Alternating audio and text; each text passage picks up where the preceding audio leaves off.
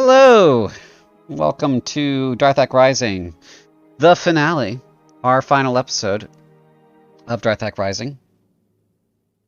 I'll introduce the players in a minute.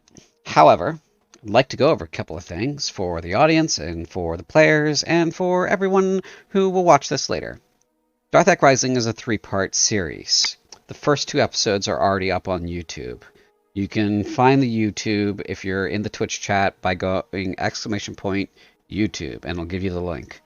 If you haven't seen those yet and you're watching now, we'll do a quick recap so you can stick around and you can go back and watch later.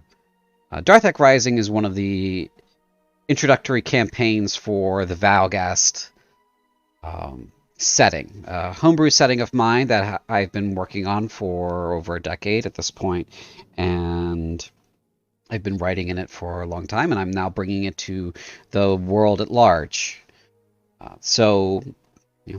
Congratulations and welcome. This is a collaborative storytelling experience that I hope everyone enjoys. With that in mind, we have a couple of other announcements regarding the schedule. The schedule is pure, unadulterated chaos. So every other Wednesday we have Lost in Theros. That is the next Wednesday we have the game is the 5th of January 2022 at 7 p.m. US East. Heresy and Damnation is usually on every other Sunday. The game is cancelled until 2022. We have a player and DM meeting on the 9th. And then after that, we will have the next game. You can find the One Shot for Madness from the West, which is the first game for the Valghast setting, on the YouTube already. It's already up there. You can. It's 6 hours, so bring a blanket and a pillow. It's going to be a bit. Among Desert Jewels is the next game after that, and we have that is a one shot that is on the 7th of January. 2022 at 7:30 US East. And that is it for the general schedule. We will have a couple of other games going up to be scheduled. We have the Ferocity of the Scaldi coming up.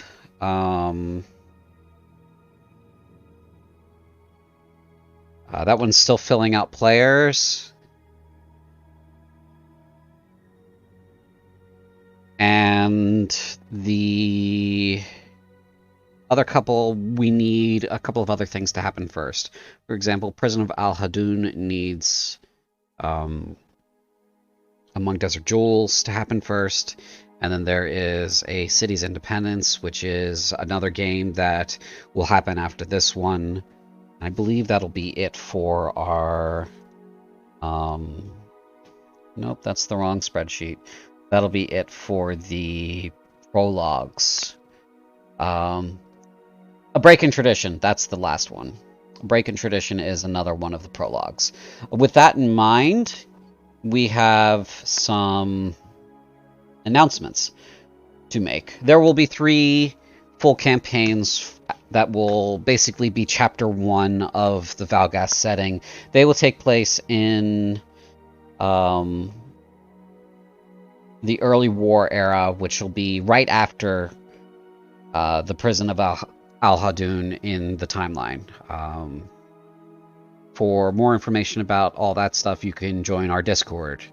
Our Discord links are in the About section of this Twitch channel. You can also hit the exclamation point Discord in the chat, and it'll give you a Discord link, and you can join our community. Just make sure you follow the community rules, and you can sign up for any game that you have availability for. I'm not the only DM, but I am the one who runs the most frequent games, and I'm the only one who runs Valghast games. So, with that in mind, we will introduce our players. We have a couple of late notices. Firstly, we have, let's just go with who is here at the moment. Let me close a couple of windows. And, okay. Let's start with Cynthia, go ahead. Hi, I'm Cynthia. Play Rianne. Half drow fighter, looking after her cousin and trying to keep her alive. Indeed. Normally playing her cousin is Thibaut, who is currently named Angry Noble Witch. He is on his way. He had gotten hung up at work, and so he will be here as soon as possible. I received a message from him in advance about that. So, next up, we have Dexter, and go ahead. Hi, I'm Tao. I'm playing Dexter, the ranger / cleric of the party. Okay. Human, let's go! All right. For the kingdom! Okay. Very excited. And we also have Walking Deadman. I am Brian, also known as Walking Dead Man. I am playing Leverett, the Bard Fighter, for the gold! Thought I'd get in on that. Nothing wrong with a mercenary attitude. Okay. The last player who I haven't heard from is Byrne. He plays a okay. You might want to Cynthia, you might want to join and rejoin or leave and then rejoin the voice channel. See if that fixes it. The last player is Byrne. He plays Vaken Faust. When a player is absent normally, and I don't know if they're going to be here, or if player is absent and I know they're going to be here, and it just so happens that a combat or some other situation comes up, I put the character in survival mode, meaning that a player is not punished for missing a session if it's something they couldn't help. They will try to keep themselves alive, the character will, and then if they successfully manage that, they will try to keep their allies alive, whoever the strictest definition of their allies are. And that's, something that I do as the DM for all my games. So currently, right now, as an example, since Thibaut and Byrne are not here, Allegra and Vaken are both in survival mode. Okay? That means that generally I will not volunteer them to make any ability score rolls or anything of that nature, or any skill rolls such as investigation or that sort of thing, because that's something that a player should do, and that I believe and I feel takes away a player's agency. So that won't be happening.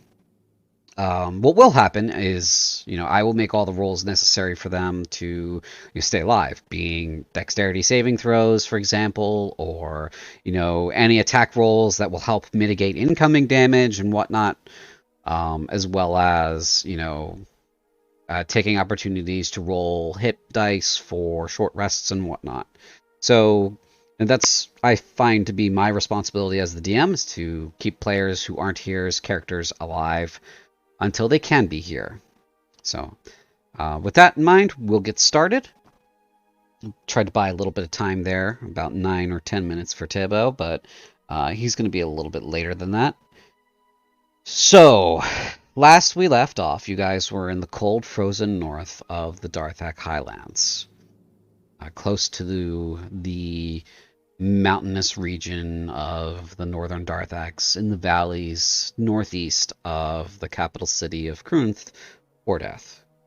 Before we begin the game, I'm going to go ahead and unmute the players in general, and let's do any technical checks we need to make, and also, any questions before we start.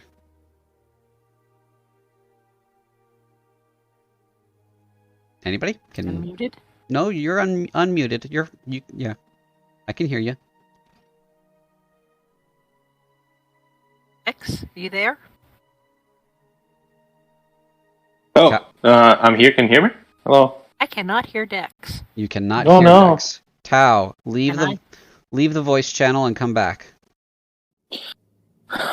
Since you asked so nicely. You're welcome. Thank you. Guten Tag. Dex, hi. Hey, what's up? Oh, you know the usual. Trying to save the world.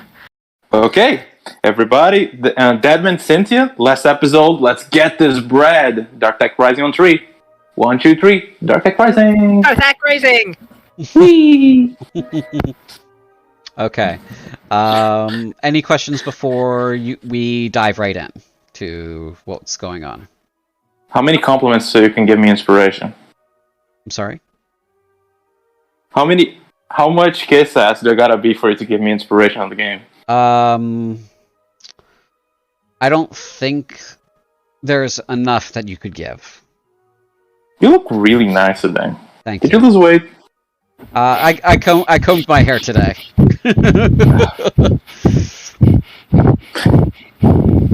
You're right. You're right there, Cynthia. Are you trying not to laugh? Yes. Please do not die on live stream. Okay. Oh boy. I'm not to say things because I'm an adult. I'm a lady, and I'm not supposed to say things like that. All right. I'm just gonna go ahead and preload that for you guys. And there we go. Oh, that's a lot of not modifieds. Okay, there we go. Oh, that's still a lot of not modifieds. All right. Okay.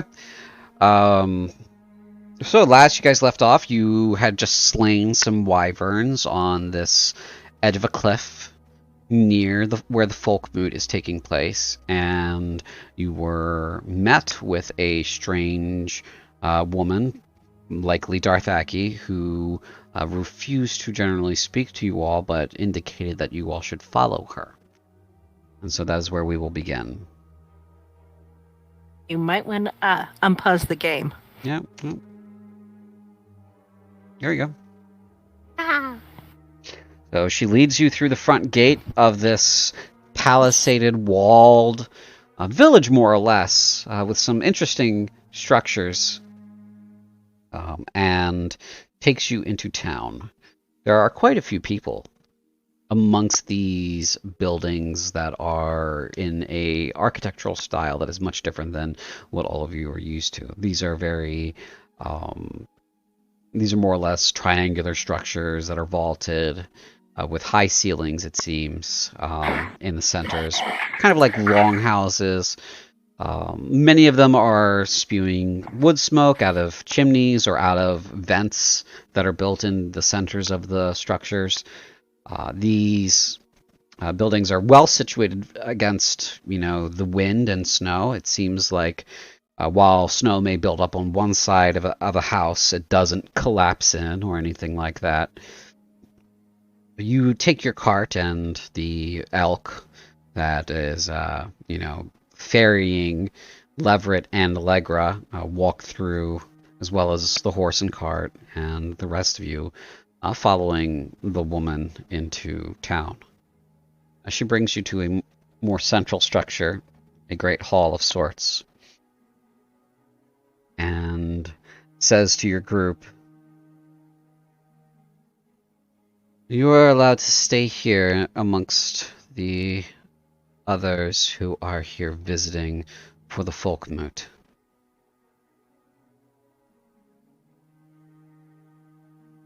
Thank you very kindly for your hospitality and your generosity. It is most kind of you. The meeting is tomorrow. I assume you are here to represent all of your people in the city? Yes. Yes, we are. I will let the chiefs... Do you have Go ahead. a name or a title I can call you by? It seems to be rude to say, "Hey, you." I'm Hilda of the Grossejäger. Pleased to meet you, Hilda of the Grossejäger. I will inform the chiefs. You are? Brianna Ver Ardasta. My cousin, Allegra. Allegra nods. The rest of you? I'm Leverett, the storyteller. I'm Dexter Vorkoday. Nice to meet you. Oh. She kind of squints and then looks at the last member. I smile. She squints again, harder. Looks at the last member who seems quite quiet and moves on. Well, I will inform the chiefs of your arrival. Is there a principal?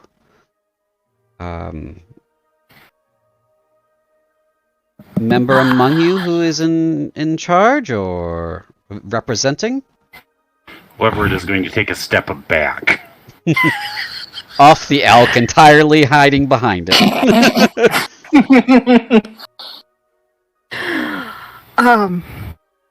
I believe that distinction falls to Dexter and myself currently.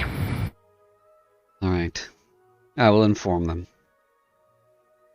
Feel free to wander about town, but the wilderness, as you are aware, is dangerous. Take whatever time and rest you need, and... Is there a house we can stay in, or shall we this one provide our own shelter? And she indicates the building she led you to. Stay here in the Great Hall. It's for visitors. You'd be imposing on someone else's residence if you stayed anywhere else. That would be rude. We shall not do that. And I look at Allegra pointedly to make sure she gets that, not to go wandering off. Okay. She seems cowed at the moment. And Hilda goes, alright, well, enjoy the rest of your day. We will fetch you in the morning. And she goes towards the much larger fort in the back of the building, of the town. You are left to your own devices in town here. I think it's time for a rest. Oh God, yes. Please. Well, I can tend to some of the wounds if anybody needs it. A growth theater. What luck. They're the ones, if I remember correctly, that are impressed by great feats of hunting. And what luck one fighting a just as we fell a mighty beast. Our objective seems ever closer by the day. Of course, for them, 2 wyvern might be breakfast, so... Dexter, I will most assuredly take you up on that because I am still slightly oozing. Come on, Allegra, let's get inside and get you out of this cold. She is shivering to the point where she will not speak. Was Allegra injured? She seems remarkably quiet suddenly. I believe that while the cart was moving, she bit her tongue, unfortunately. Look at her pouting. Yes. She has all of her hit points, so she's fine. So She's just Brianna, angry. on the other hand, and dismount. Pardon me. Let me get the healer's kit. Thank you. And Dexter's going to patch her up.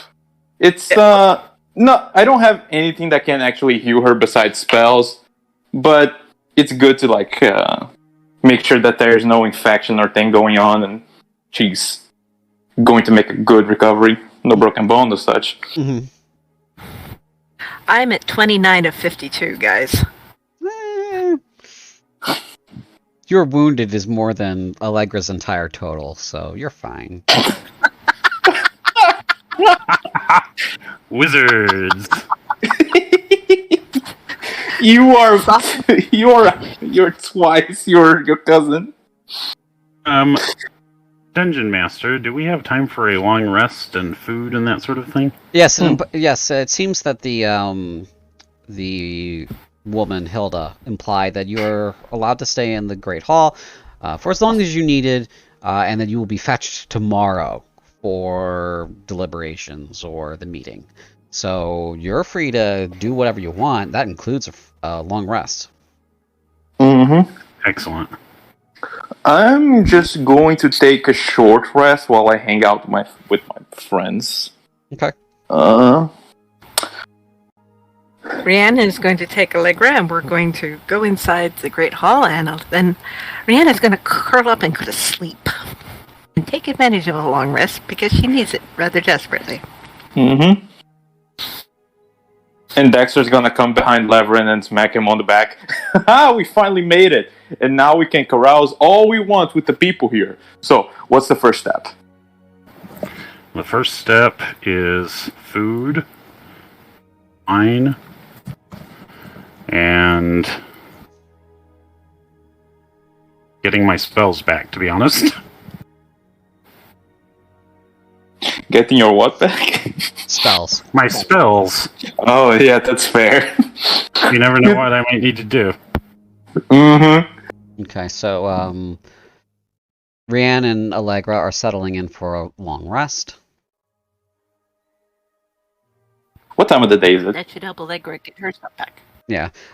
It is about midday. I want to make sure it's about midday. Oh, Uh, thought it was later than that. yeah, it should be a little later than that. Let me just go ahead and move the clock forward a bit.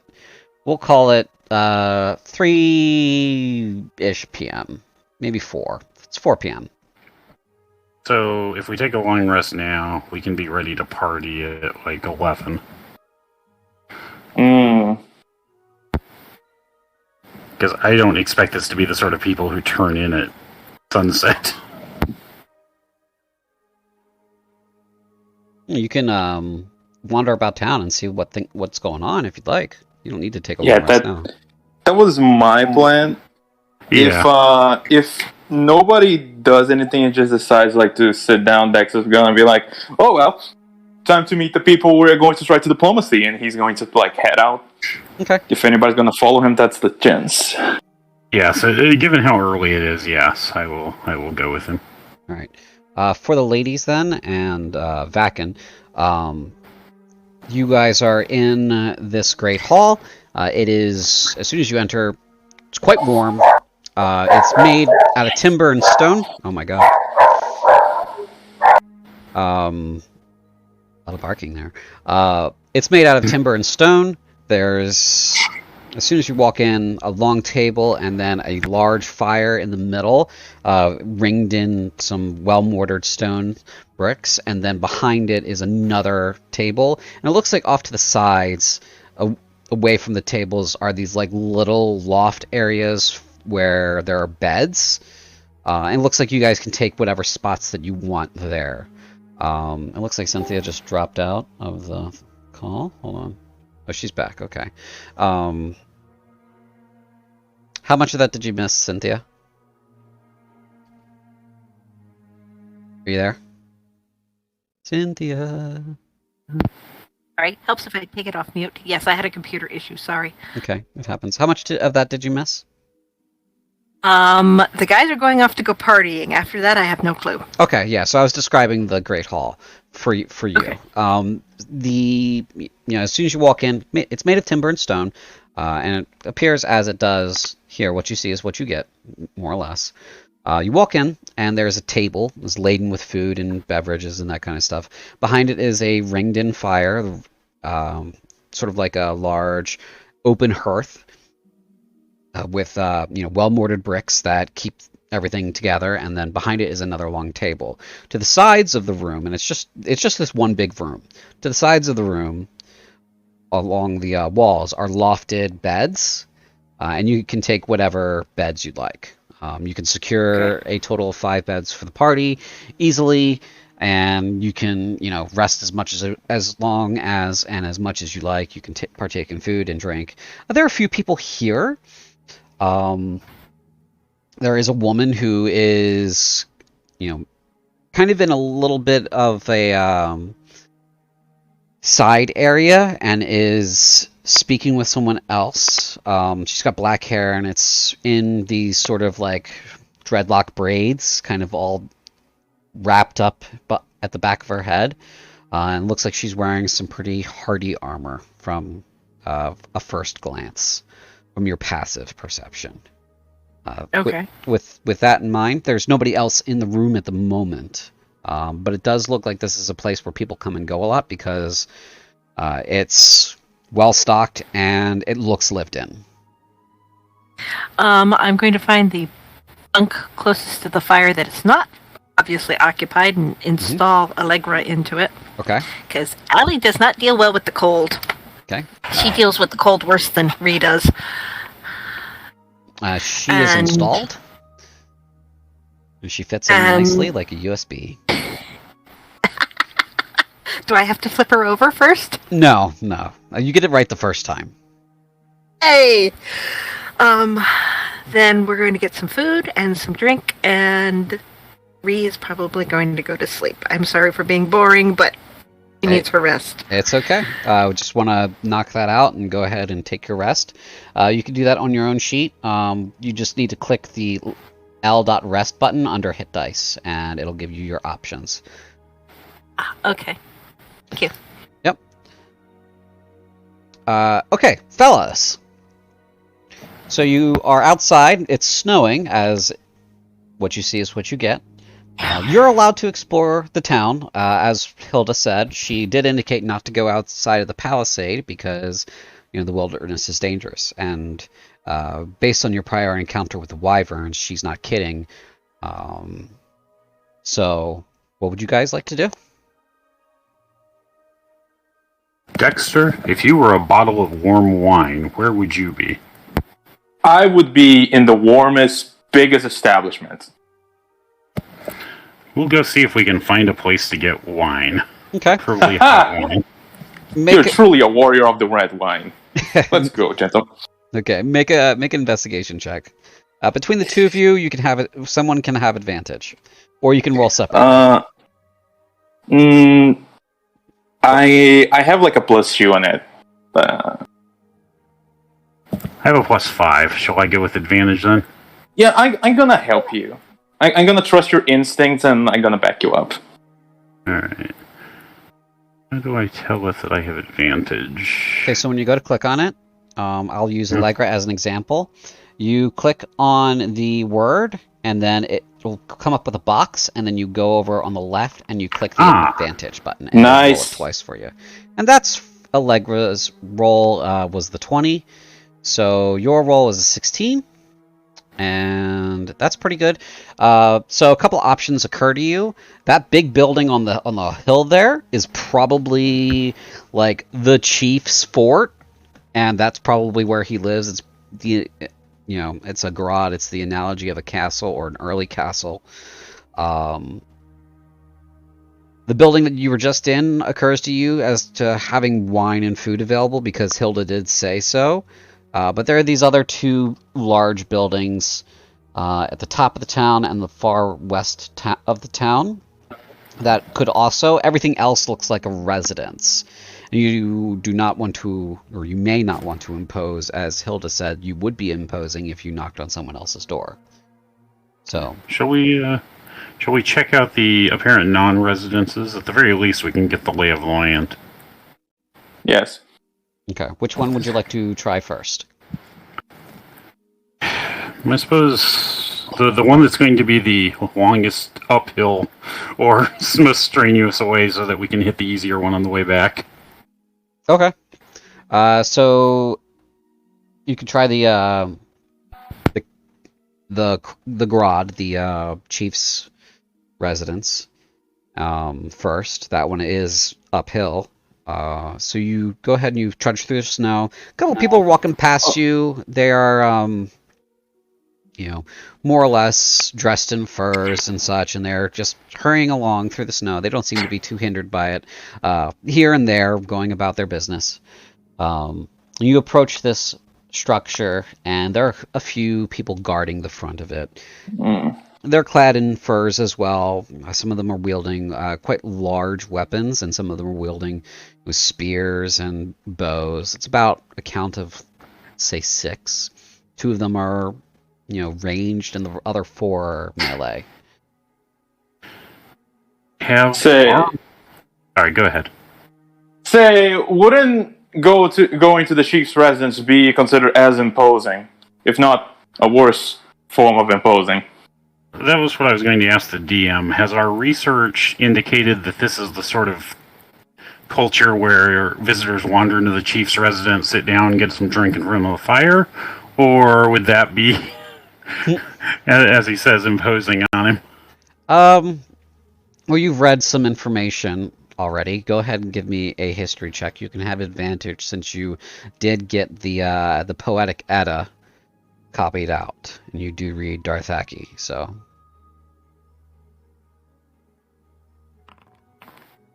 Okay.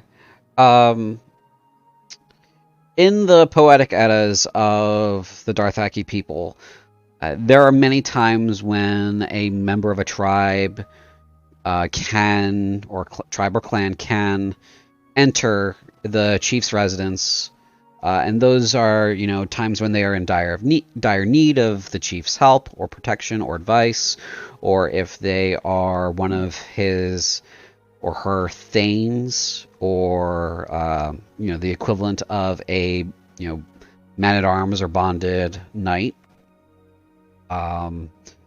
where they're expected to be able to just, it's one of the privileges. And third are, outsider visitors who are trying to introduce themselves. And they normally would, arrive and say, I am from here, and this is my purpose being in your village. I wish to have your blessing to be here. And that is the example that you remember from the Edda. So there is a precedent for it, but you're not sure if that would be like stepping on toes, because you were also instructed to wait where you were left. So up to you, but that's the information you have.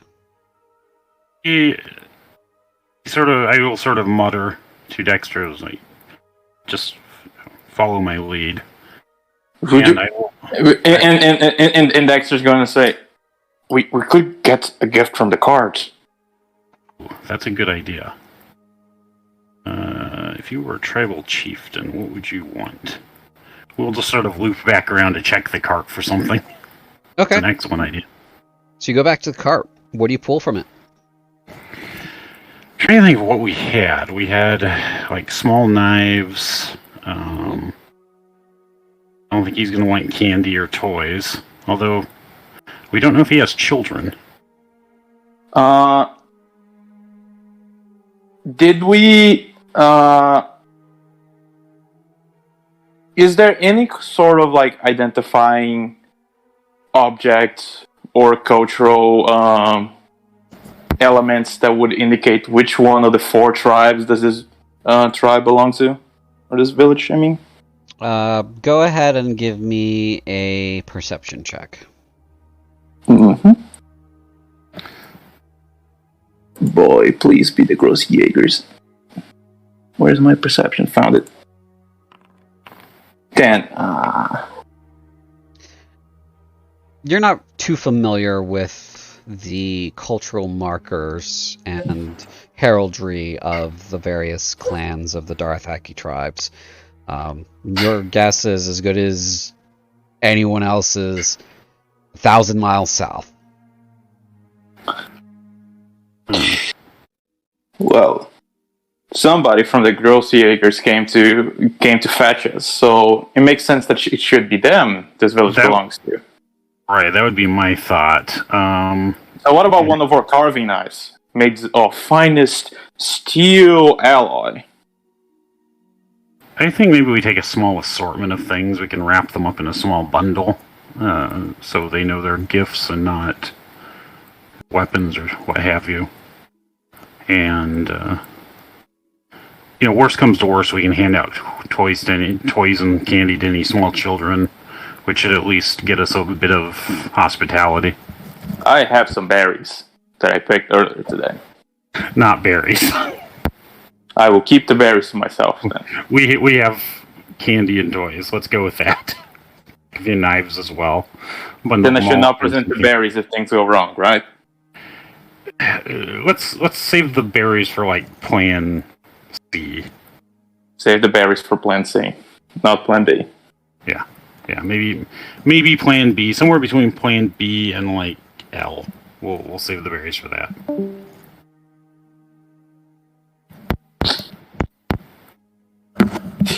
Okay. right. Deadman, I'm counting on you. I'm gonna back you up on this. Let's go. Okay. So you walk up to the guards with your bundle of joy and goods and such. That's what we're calling Dexter now? Well, he is a bundle of joy, and you've given. I assume he's carrying all the stuff. Yeah. Okay. So you arrive, and I will. they generally are looking at you like, "What do you want?" I want to look very confidently happy to be here and like friendly and approachable. Is this a thing you're trying to appear as that you don't normally? Dexter's very nervous inside. Okay. So if you feel it could be deception. I was going to say, this is more of a performance kind of thing. You're kind of putting on airs in a performance to, convince that everything's fine. This is fine. This is all fine. Mm-hmm. Can I contribute by the fact that I am, in fact, a trained actor and am looking confident and calm? Hopefully. You could contribute by giving him inspiration, or you could contribute by giving him tips. You're a bard. Yes, I can. Before we get there, I am going to give him sort of a rundown on. We'll do take a few breaths, say these words repeatedly several times to exercise your tongue, stand like this. And I will, if I can figure out where my bardic inspiration is, I will absolutely give him some. Your bardic inspiration should be under features, under active abilities. So you can just go ahead and get into there, and then you could just remove a use. And to post it, you just hit the dice button like you normally would, as if you were rolling something. Oh, okay. All right.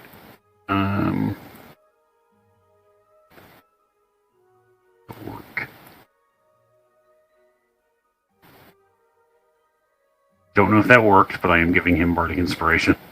Okay, so your bardic inspiration die is what size? Much smaller than I would prefer, really. It is a 6, I believe. Yeah, it looks like a d6 to me. Okay, so with the tips and the bardic inspiration, you can roll your performance check at advantage with a d6. Okay.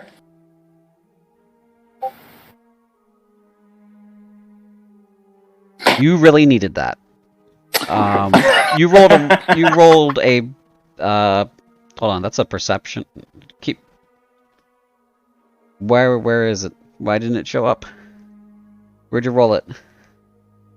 I haven't rolled it yet. Oh, Jesus. I was wondering what were you looking for? I heard something come through, and I guess it was just something that I heard that didn't actually have anything to do with anything. So, sorry, my bad. Mm-hmm. Go ahead. Okay, Go ahead and let those dice hit that felt. Boop-a-doop. And D8 a level. D6. No, it's a D6, right? Yes. Okay. And you could have rolled it at advantage, so roll again, and then add the D6. Oh, okay. You have -2 there, buddy. Woof. Hey, Let's go with the first one. Yeah. So 6. For 18. 18. Okay. Yeah. It looks like they're buying it. Looks like they're buying that you seem fine. So they're looking at you guys, these tough guys, these warriors are looking. While we stand. Sorry. Yeah. Go ahead. I was going to say, while we stand there, kind of staring at each other for a minute, I want to introduce ourselves. Nothing super fancy. Mm-hmm. Just that we are here for the moot, and it would be our honor if we are able to greet the chief. If not, thank you, and we'll go on our way. Okay. And you say this in Darthaki? Yes, absolutely. Okay. One of the older ones says, Okay, all right, let's go. Come on, follow me. He goes inside. He pushes pushes the door open, lets you all in. One of the younger members, as you guys walk by, hawks a fat loogie into the snow near you as a commentary. No mistaking that gesture. And leads you into this entryway. He says, Kick your boots against the wall, knock the snow off. He doesn't like it when snow gets tracked through the house. We shall do so, I assume. Okay. Mm-hmm. You do so, you knock the snow off your boots and walk into the next section, which is more or less a large open room, much like the one that the Great Hall is, except this is more for, his regular business. It's got several tables that are for, looks like, eating and holding a sort of court. It's very reminiscent of Corinthian noble circles, where, a lord will be holding his court in his own hall. Perhaps it was inspired by Corinthians and he mimicked them, or someone in older days mimicked them, or it's a feature of humanity itself, where we gather in large chambers together to discuss things amongst food and drink. Perhaps these are thoughts that occur to you as you're looking through the space. The older warrior points to a spot near the back, and these tables are shaped like a U. So he leads you through the space in the middle amongst these tables, and you notice that all of the chairs are around the outer edge, so it looks like everyone would be facing each other. So he leads you to the back of the room, and the chairs there are all the same. He says, Stand right here. Yes, sir. I'll go get him. And he goes around the tables, and then he heads into the back. A few minutes later, unless you want to do anything, Nope. more people will come out. Okay, so you don't. Dexter, do you want to do anything? I'm just observing the people. Like, Okay. what are they wearing? Go ahead and make a perception check.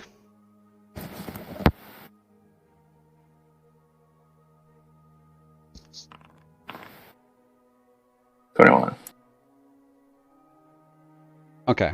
So what they are generally wearing are hides and leathers from various creatures.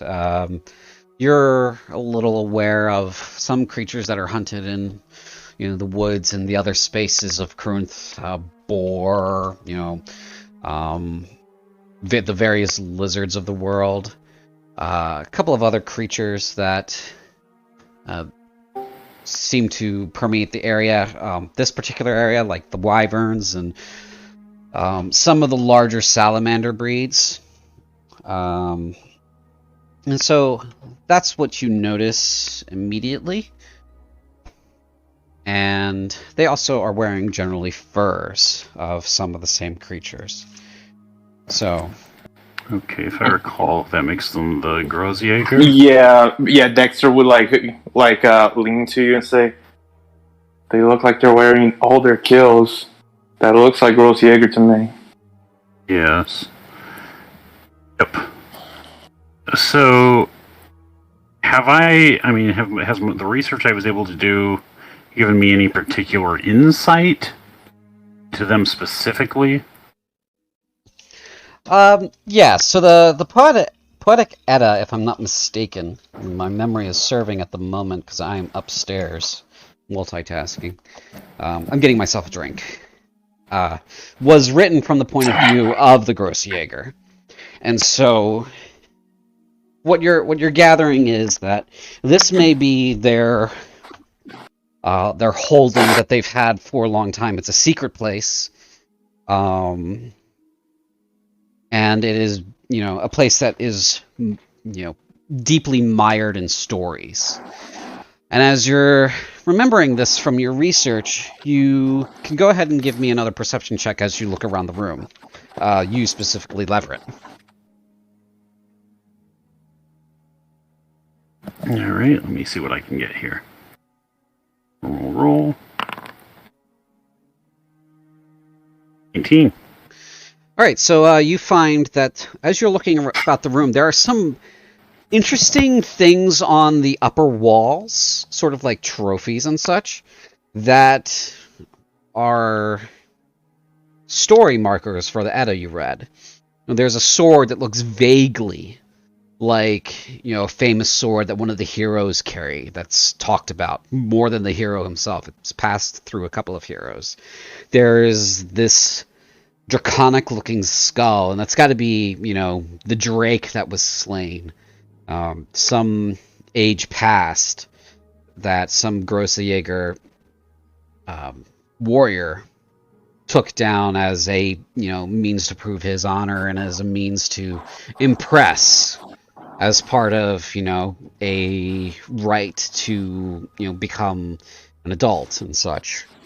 And so as you're looking about, you're getting your small hints, your confirmations that these are the people that you are dealing with. This is their home. This is where their legends live and die. And so, as the warrior who led you in here returns, Hilda is with him, as well as a elderly man who looks like he could be her father. There's a definite family resemblance there. And so she comes out and she says, a little bit headstrong. Doesn't know how to wait 100%, but decisive is good, she says, and she walks to one of the seats at the bottom of the U or top of the N of the tables, and she sits down. The older gentleman, the elder, comes over and sits in front of you and says, "Well, you're in my house. I'm Thrall Scrugg of the Grossjäger, the chief." He speaks a bit with a wheeze. Says, "What have you to say, outsiders?" I am going to... I'm not going to get too fancy. I simply want to introduce ourselves formally. Do the sort of thank you for, honoring us with the chance to speak to you directly. You simply wanted to introduce ourselves so you would know who was about your holdings.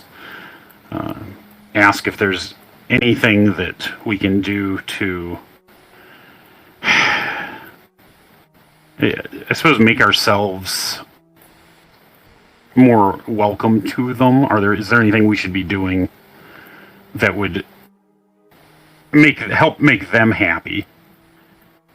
And we'll sort of say, we have some small gifts. Unfortunately, I doubt that we brought anything fitting for a chief such as yourself. And I want to try to work in some references to the sword or the trophies, just so they know that I'm at least aware of their culture and history. I suspect it sounds somewhat outdated, since I'm probably using things I read in the Edda. Right. Okay.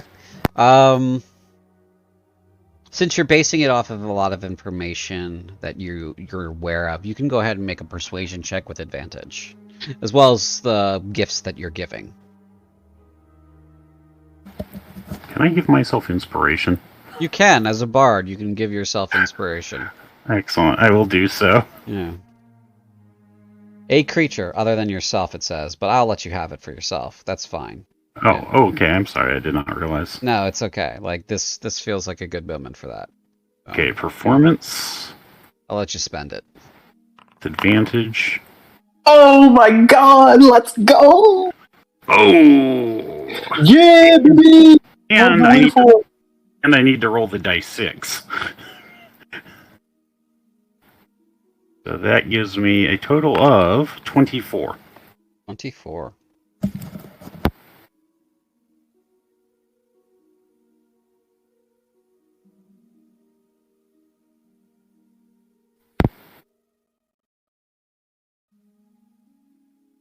Okay.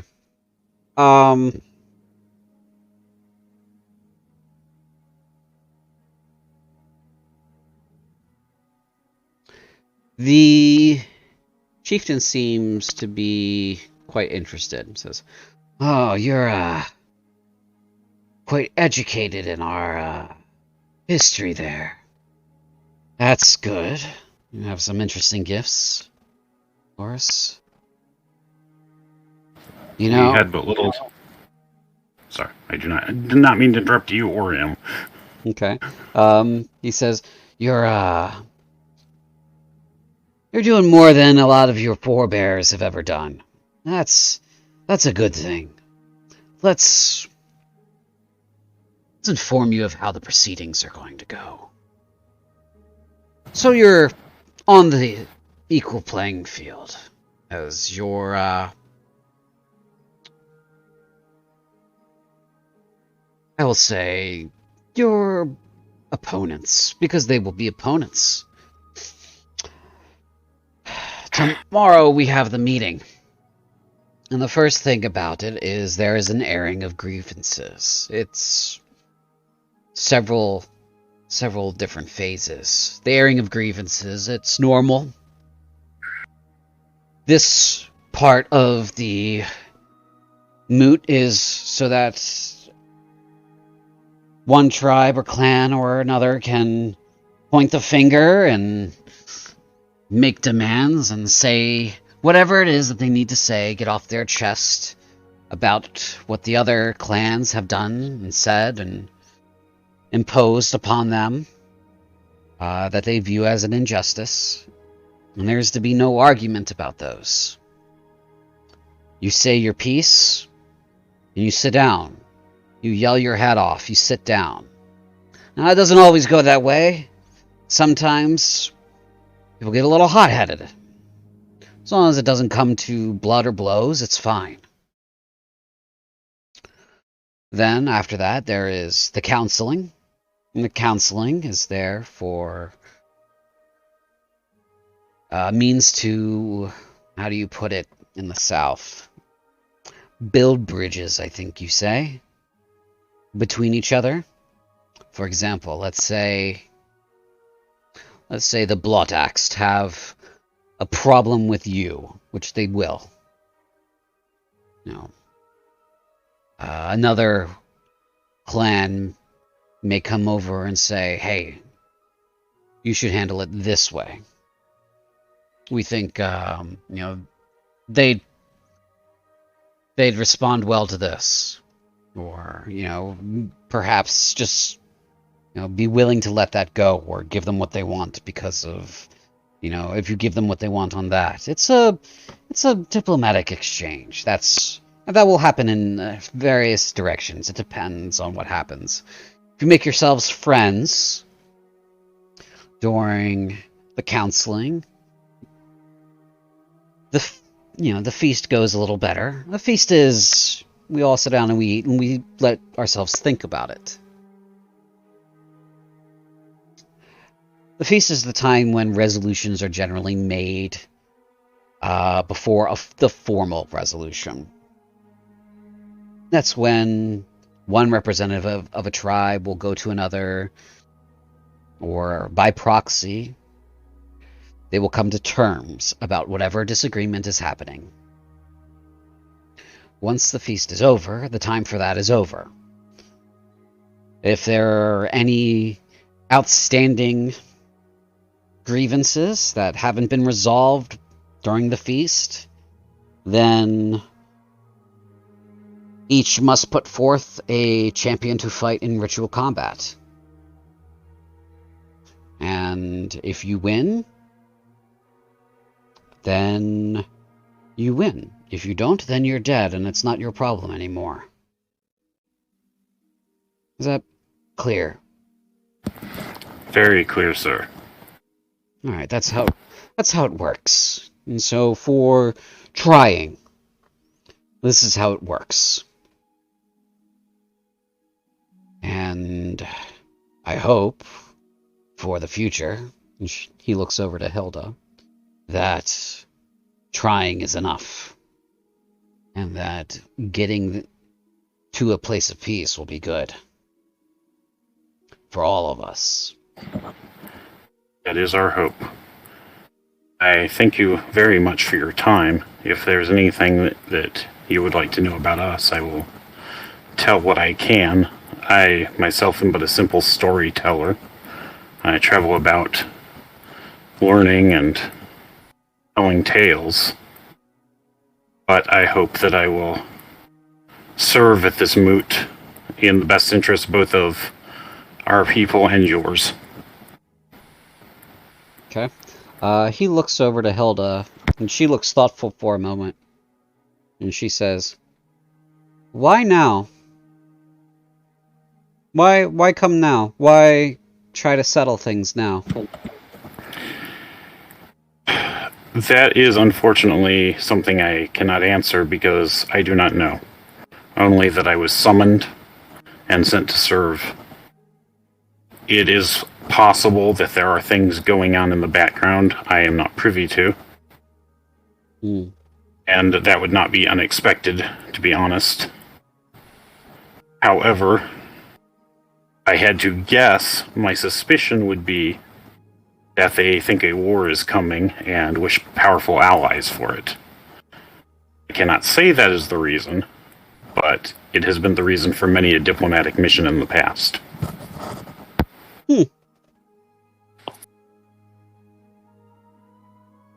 She looks a bit between confused, disturbed, and also elated. She kind of like frowns and then kind of smirks at it and then looks like she's exasperated. She goes through a whole roller coaster of emotions on her face. She doesn't hide it at all. And her father, Thrallskrug, leans over and says, "Hilda, you have to get better. You have to get better at hiding your face. It's just they can see every emotion that's going on right there. You're not being even." And she gives him a really hard look. Exactly. That's exactly the kind of shit I'm talking about. I'm just saying. I am laughing, whoever does not. In a weird way, I think about like Rihanna and Allegra at the situation. He says, if you're going to be leading the tribe, eventually you're going to have to listen to something that Hrothgeir is going to say, some ridiculous bullshit, and you're going to have to not punch him in the face immediately. It's just how it's going to have to be. And she frowns and says, "I can't promise that, because sometimes he just needs to be punched in the face. Well, granted, but he's chief, so try not to punch him in the face. You don't want to start an incident. Anyway. Okay. So, tomorrow, we'll come and get your party. It seems like there are a few of you.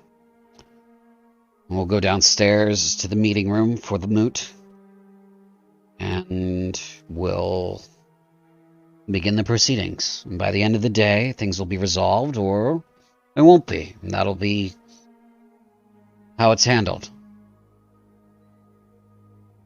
Is there anything else you wanted to say?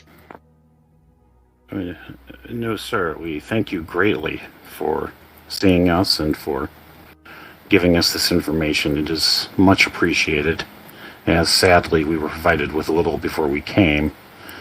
I will say that having read the... Let's see, what is it called? The Edda? Mm-hmm.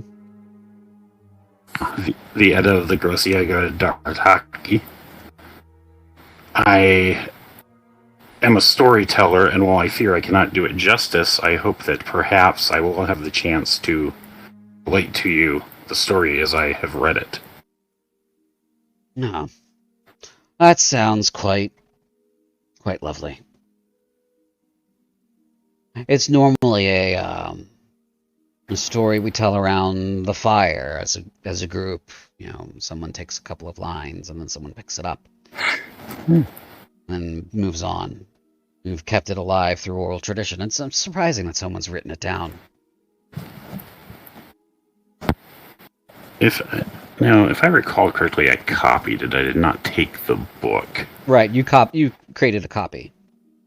Did it happen to have anything in it about who wrote the book? Who wrote the story down? No. The author is unknown. Right. Well, we will thank him. Request... Has he taken the gifts? Yes, he has. They're on the table in front of him. Roll inside to see if, like, out of the assortment that we gave him, anything, like, gave him, like, a look of surprise. Yeah, go ahead. Well, no, you know what? On his daughter, because I know it was made clear that she doesn't have the best poker face. Okay. Yeah, go ahead.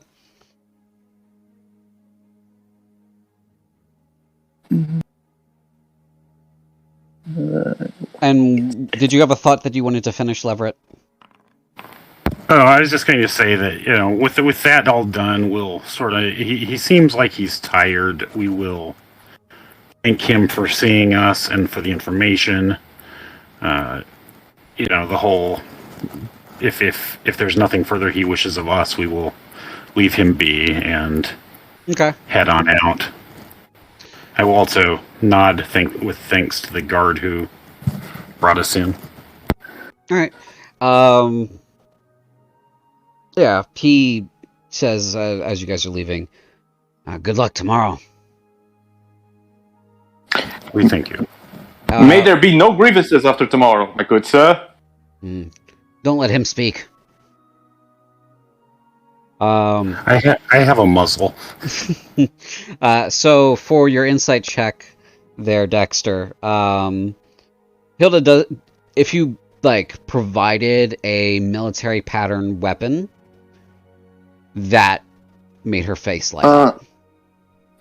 I'm gonna actually let this, with Leverett, because he was the one that I believe was the one, selecting the gifts more properly after he shot down my suggestion of, weapons. Well, I don't think I shot it down, but I couldn't remember. No. No, I was just making a little joke. But what do you feel like you brought them? Well, I know we were getting a small sampling of each thing, but I could not remember. Did we actually bring weapons with us other than knives? I think, you said, if you said sampling of small things, maybe we got a knife, some toys, food, and a little bit of metal, maybe. Yeah, I believe we did have some metallurgical samples, so we would certainly have brought some of those. Okay. If I can interrupt. Oh, go ahead. Go ahead. You guys brought some armor. Yes, the armor. Nice. Okay, so if you brought the armor along, then that would make her face light up. If you did not, then the metallurgical samples. I won't try to BS the DM on this, so I suspect we would have probably brought the metallurgical samples rather than the armor. Okay. All right, let me check your let me check something real quick. You guys hear me? Yeah, we can. Is that Tibble? Yeah. Hey, Tibble. Okay.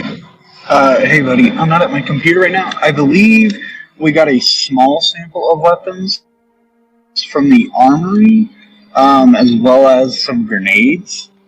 We also got, I believe, a couple of ingots of hydrillium, is I think the name of it, to bring in order to craft.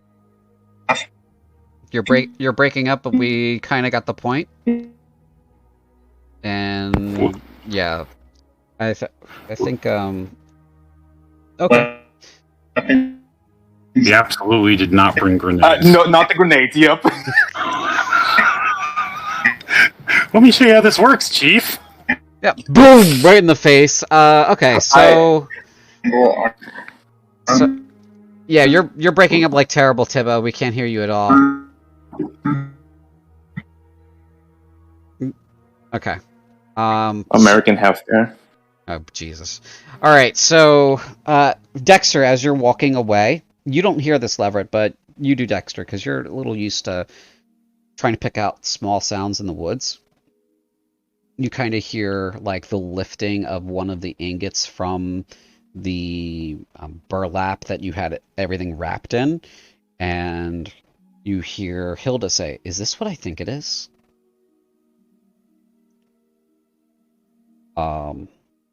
That's what you hear. Mm-hmm. Dexter gonna keep that up until like we reach the end of it. Exit. Okay. Oh boy. Okay, you guys leave the Grod, the fort, and you enter town again. Mm-hmm. As we are like leaving, Dexter's like he starts less like a dignified knight, is more like somebody that just ran a marathon. It's like he looks exhausted. He sweats a little bit. If it wasn't so snowy, that went well. Whew. Hey, Leverett's going to kind of pat him on the back. You did good. You did good. Did you hear what they say? You did. No, after it. About the medal. Oh, I didn't hear that. Oh, Dexter recomposes himself with this a little bit of superiority, but like not malicious one, just because he didn't hear. They were very surprised with the medal. Maybe we should lean on that after it. I hope it was a good surprise. That's an excellent idea. Their words were, "Is this what I think it is?" Which means they probably heard it before how good it is. So that's good. Good ears on you. It's part of like the forest training. So, still trying to find a tavern? Well, I believe there was probably actually food at the quarters, and it strikes me that wandering all over the village and bothering people might not be the best idea. We may want to take our victory where we can. Well, yeah, that's fair. They said that there's others that are going to be our opponents, and Dexter makes the quotes with his hands. But of course, we're not going to sabotage them, so there's no point in meeting them. No, I feel like you do have a good point. It might be a good idea to go speak with them. We might, let's go speak with the others. I feel like I can start, if I start now with some leather straps, I can make some sort of like shoulder adornments from the wyverns for us to use. It is our kill, after all. It's true. It would be good if all 5 of us were wearing those. Like, I think I can make them if I start right now. That's right. We did drag one of the wyverns here, didn't we? There's a big trough of in the snow from you guys dragging this ass of this creature with you. Mm-hmm. Oh, when did that get here? Mm-hmm. It's been here the whole time. Yeah. I think we're gonna go back to the main hall. Yeah. Okay. Hopefully, Tibble will be there when we get there. I don't know who Tibbo is, but yeah, you return. Allegra. Ugh. You return to the main hall, the Great Hall, and your horse has been removed from outside, and it looks like from the tracks that they were led somewhere. However, the cart is unmolested, and there's just somebody just hanging out by it. Some warrior says, "This is yours, right?" Yes. Okay. We put your horse inside, not in here, in a stable. Your horses, because you got a few of them, and just making sure nobody steals your shit. We appreciate that greatly. Mm-hmm. Mm-hmm. He looks at you kind of like, mm-hmm. We will casually introduce ourselves, and I will ask him if he can take a few moments to have some warm wine with us while my companion cleans our kill.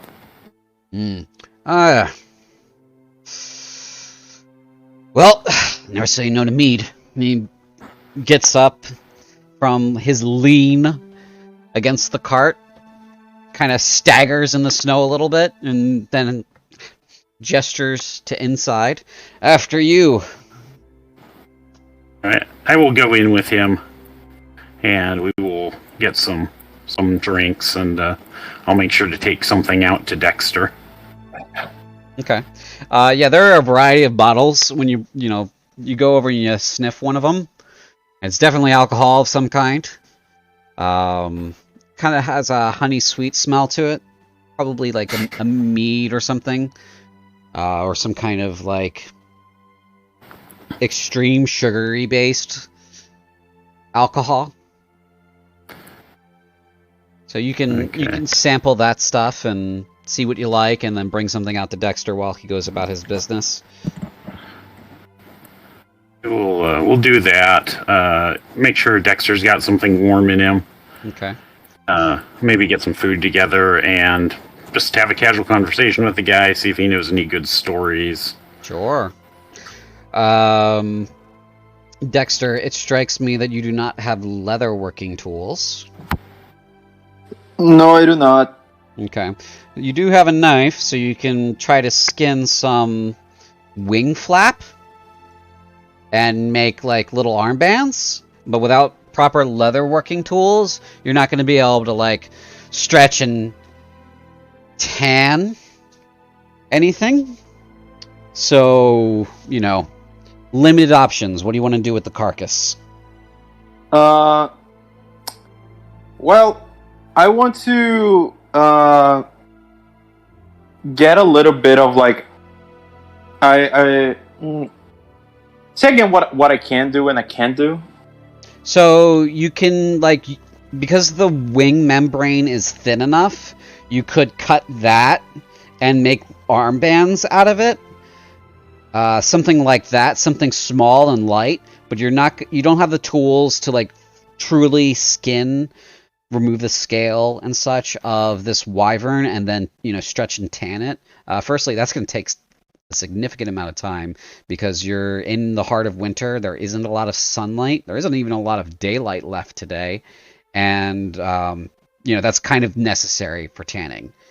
So your options are limited. You can begin that process if you'd like, or with your limited tools, or you can do something quick. You can remove claws and wing membrane and that sort of stuff with a knife, but you don't have the tools to tan the hide.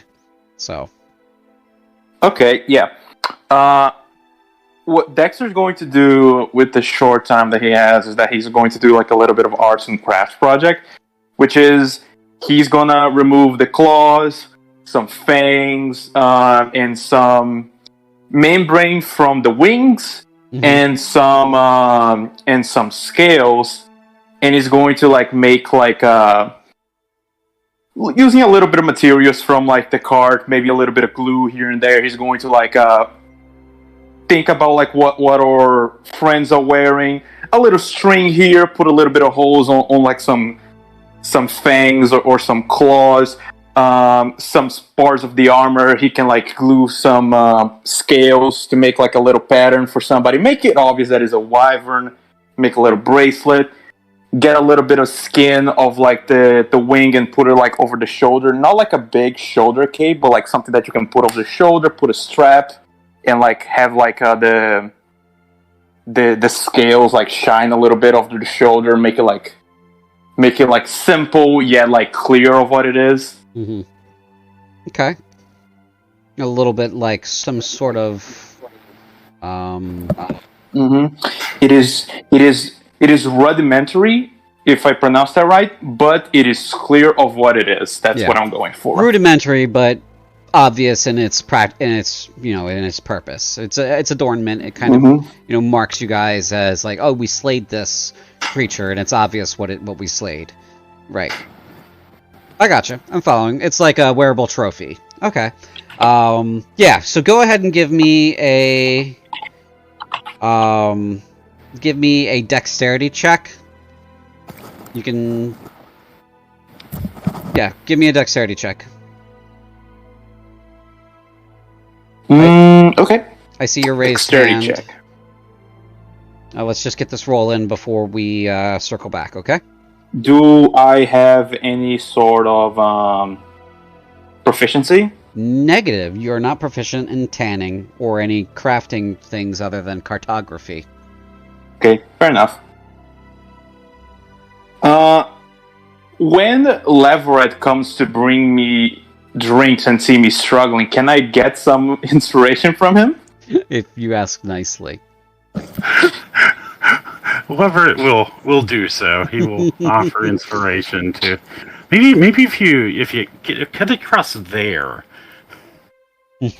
Thanks, buddy.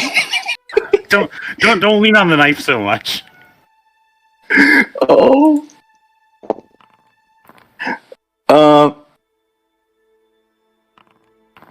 Ooh, 17.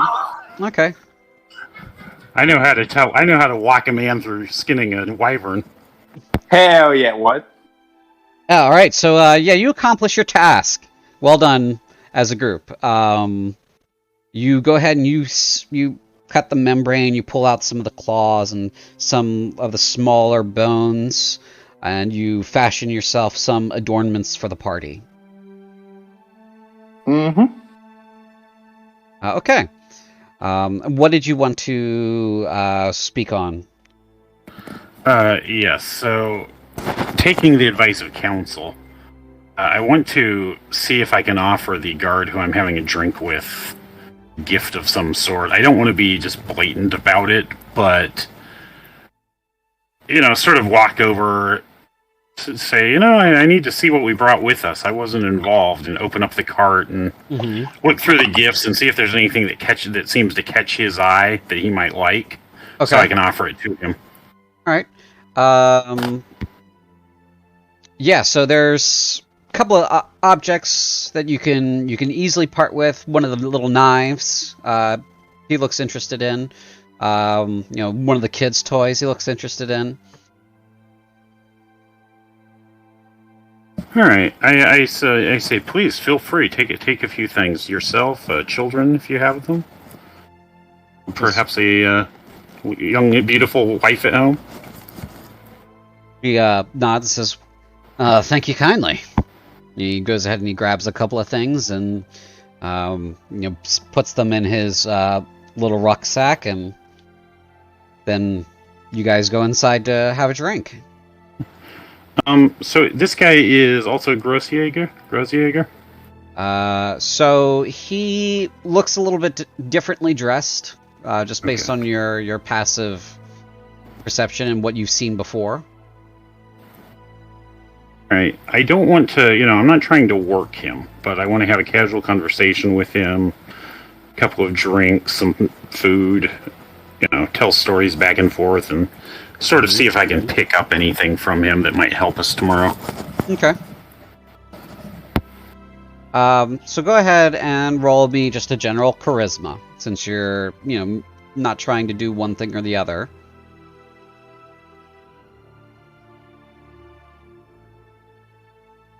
All right, give me a moment here. Again.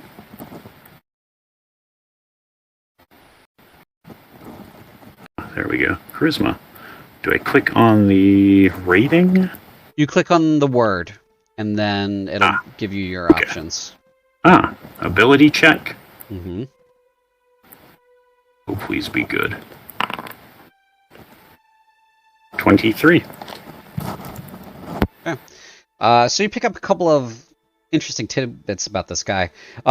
He's Andrewy first. His name is Torfug, so he's from out of town. He's here for the moot, and he says, I saw a cart with a wyvern next to it, dead wyvern next to it, and a couple of horses took the liberty. So, It's very much appreciated.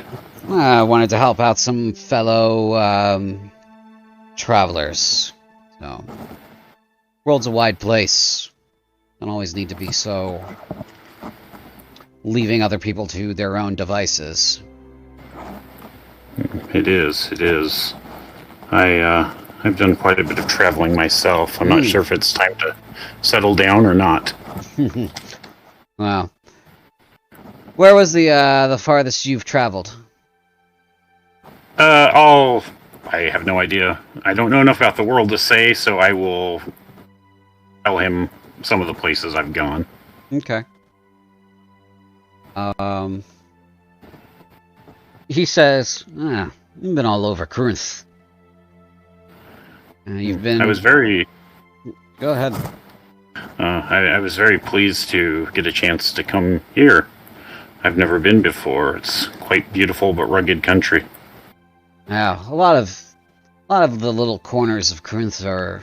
Most of Cruinthe is rugged and beautiful, but some of the little corners are quite nice.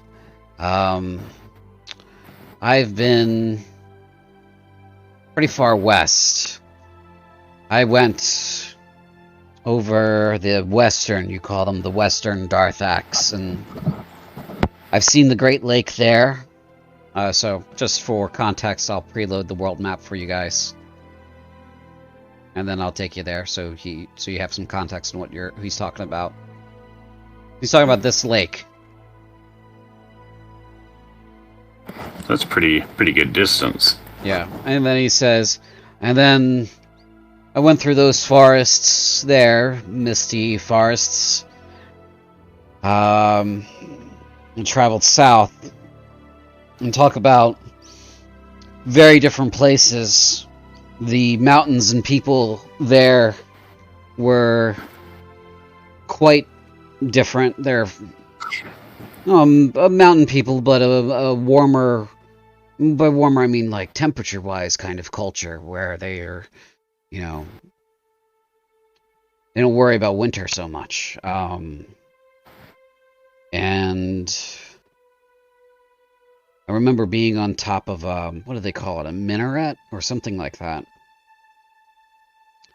And as far as I could see, south of that was just waves and waves of sand. It was just as far as I could see. This is a big world we live in. And people are everywhere. Indeed. I have to admit, I don't know the name of the place I was born in. It was, well, let us say it fell before I was terribly old, but it was warmer than this. Not enough people, however. Oh. Two different places, and places we can't remember the name of. He raises his bottle. I absolutely will toast with him. Okay. As well, I have to go and find my chieftain. He's here somewhere. I thank him for watching our cart and tell him that if he'd like to have a drink again before we leave, please come find me and send him on his way. Absolutely. He gets up and he, leaves, heads to a farther end of the longhouse, leaving you to your devices. If there's anything anybody wants to do, let me know. Otherwise, we can fast forward to tomorrow morning and take a quick break. Now that he's gone, Leverett has been around entirely too many people, and he will take that long rest now. Okay.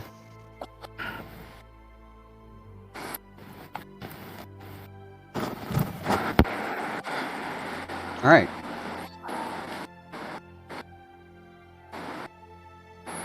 Well, we will go ahead and take a 10-minute break. 10 or 15 minutes. Let's do 15 minutes. Give Tibbo some time to get home and get on the computer. And be back at 9:10 US East, okay? Okay. All right.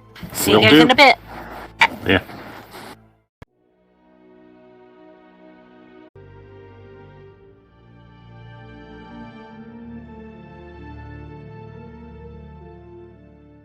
Okay. And welcome back. Alright, so, it's the following morning. The 13th of Friesus. And you guys are woken up a little bit later than sunrise. Or it might be sunrise, actually, based on the time of year. Anyway, you're woken up by a couple of warriors saying, it's time to start. You're here for the Folkmoot, right? Yeah. Come on. Mm-hmm. So they're ready to escort you all to the Grod, to the fort. So, you guys can talk amongst yourselves if you'd like while you're doing that. However, you're going to get escorted there.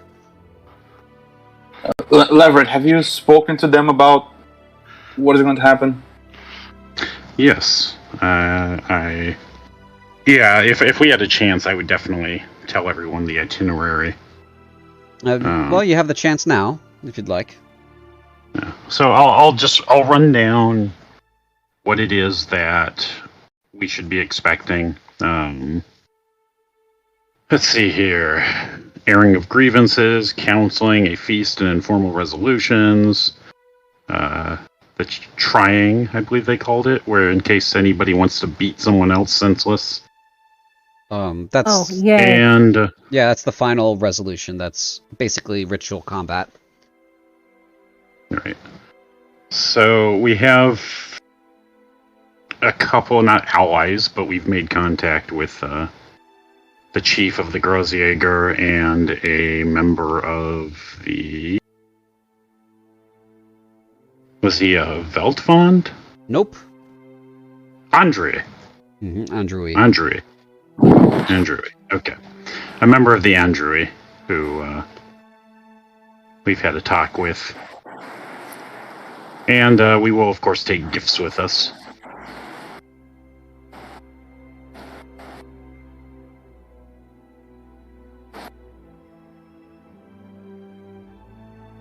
Okay. We definitely want to.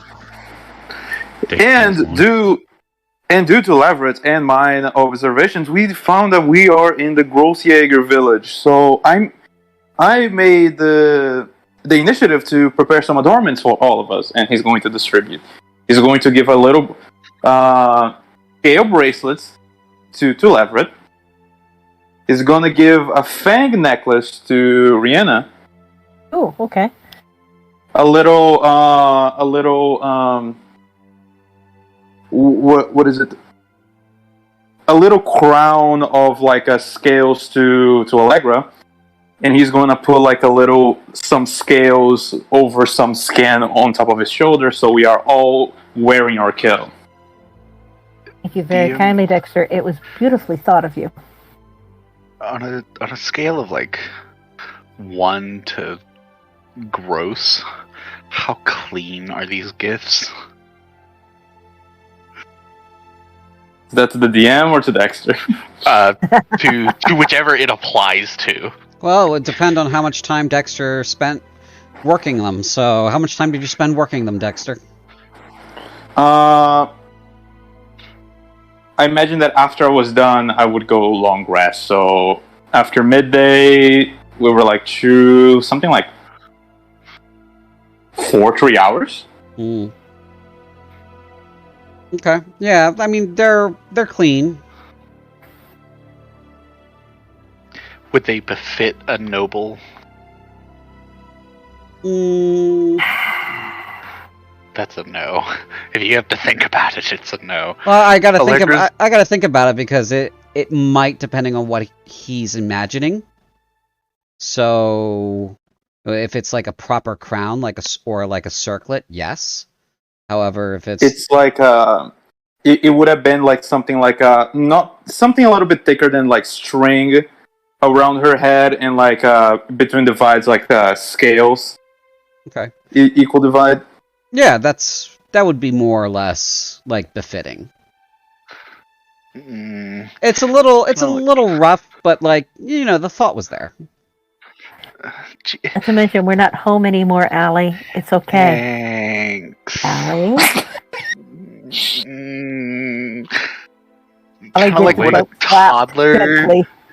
Kind of like when a toddler gives you a really bad macaroni painting, and you're like, "Oh my god, that is just so nice." And like, it goes up on the fridge for like a day, and then, oh, the dog ate it, you know, or it was just so nice I didn't want it to get ruined. Kind of like that. CJ, I will pay you to have an NPC go up to Allegra, somebody really important, and be like, "That's a beautiful kill you're wearing." So Thibault has to roleplay him like, "Oh yes, this is amazing adornment that I always love," or something like that. Wow. I'll pay you to make him roleplay that. Wow. Live bribes to the DM. Wow. Moving on. Anyways, that is the vibe. As Allegra is like wrapped up in her blanket and like heavy winter clothes. It's snowing and cold. Are you like that teacher from My Hero Academia that's always like with the sleeping bag? Kind of. By the way, Allegra, I'm glad to hear you're feeling better. You were very quiet yesterday after the wyvern fight. I'd rather not talk about that. All right. So Allie, what happened to your elk? oh, it poofs. It poofed at the end of at dawn. It just disappeared. Okay. Like it formed back into its little ball, which then like became a wisp and went back into the bag. It's right, and she'll reach into the bag and toss. No. How many do I have? You have How many charges do I get? 3 charges, right? yeah. You get 3. She'll toss 2 of them out. Okay. Roll the D8. Roll the D8 2 times. If you get the same result, re-roll. A 5 and a 1, which would be a weasel and a panther. Great. So a weasel pops out and a panther pops out. And she's gonna like look at it for a second, blink a little bit, and be like, "That one," and points at points distinctly in the middle of the 2 of them, so that nobody can discern which she's pointing at. That's the elk. And she's going to like nod and be like, "So where are we going?" What is it? Dexter pulls his sword and pulls Allegra back. "My leg, get back! I need to fight this foul beast that came out of nowhere." And he heads the panther direction. The panther. No. The panther seems uninterested in you entirely, Dexter, and is more or less just like the weasel, awaiting instructions. And that's pretty much it. Allegra's gonna like walk over and pet the panther and let the weasel up on her shoulder. Okay. And just like still look at the group and be like, "So where are we going exactly?" The meeting. It's not a good idea to go with the panther to this meeting. Why? They might be impressed. Can Allegra make these animals vanish at will, or? Allegra, you know what you can do with them, which is basically just tell them what to do. They are otherwise completely normal animals. Right. They disappear at dawn or when they die, and when they die, they just return to the bag. You can do it 3 times a day. So she's gonna like look at him, like did you say that out loud? What about can you make them disappear or whatever? Yeah. I'm just curious. Whatever it's fascinated by this bag. She's just gonna kind of look at it and be like, I'm not really sure this was a gift to me. And she's just gonna like keep gently like petting the panther and be like, "Anyways, we should head to the meeting before we're late." All right. Any last minute things before the meeting? Any last minute discussion? Can I cry as a free action? You can cry as a free making action. sure we eat and have water. Yeah. Mm-hmm. All right. Since your volume's a little low. Is it low for anybody else? What are you talking about? What? Cynthia's volume is a little low for me. Is it for anybody else? No, I have her right where I need her. Okay. Maybe it's just me. Okay. Any better? Actually, you are coming in low. Hold on. Say something. Say words. Words. Not you. Kansas, Topeka, Kansas, Topeka, Kansas. Topeka, Kansas. Topeka, Kansas. Okay, that's working. Okay. Alright, then if there's nothing else, go ahead and activate the scene for you guys. Whoa. Ooh. That's a... I mean... Like, we saw that, right? Well, let me read you in. Okay. Woo! She... Oh, So, you Dragonite are origins. brought into a room beneath the castle, the fort. It's less of a castle in the traditional Cruinthian sense, and more of like a very large house, and a very large fortified house. And you're brought down into this cellar area where there are some tables, and you're positioned where you guys are, away from the other tables, more or less. And I'm missing a token. There's supposed to be a guy. Hold on. Don't forget my panther. Thank you. No, I'll get them. Just give me a second. You are brought down here, and you are informed by the guard that Folkmoot's about to begin. So, good luck. And he walks out. Nope, that's the right amount. Okay. And your panther. Here's your panther. Very glum. And here's your weasel. Your weasel's quite avid. I will give you permissions in a second. Why does that panther look very small? Aren't panthers much bigger than that? No, it's a medium creature. I guess I meant the token. I thought panthers were like the size of a human. Maybe I'm wrong. Humans are medium creatures. You know, you've got a point there. Mm-hmm. A weasel and a panther, this cannot possibly go poorly. Dude, weasels are adorable. Don't All right. hate. I'm going to move your panther to over here and put your weasel on the table.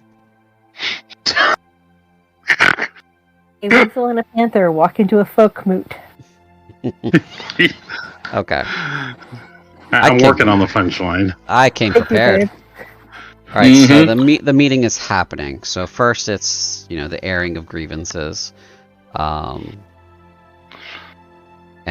you guys are placed in front of a table. There isn't any food on the table yet, but the chief of the Grosse Jaeger, Chief Thrall Scrug, comes and stands up. He's at this table over here, this one over here.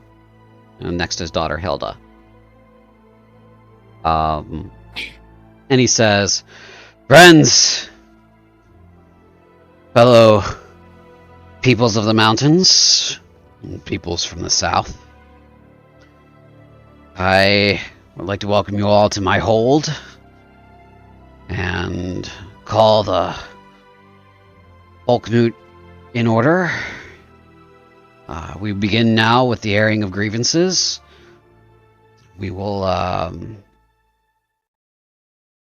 allow the last arrivals to start with their grievances. So,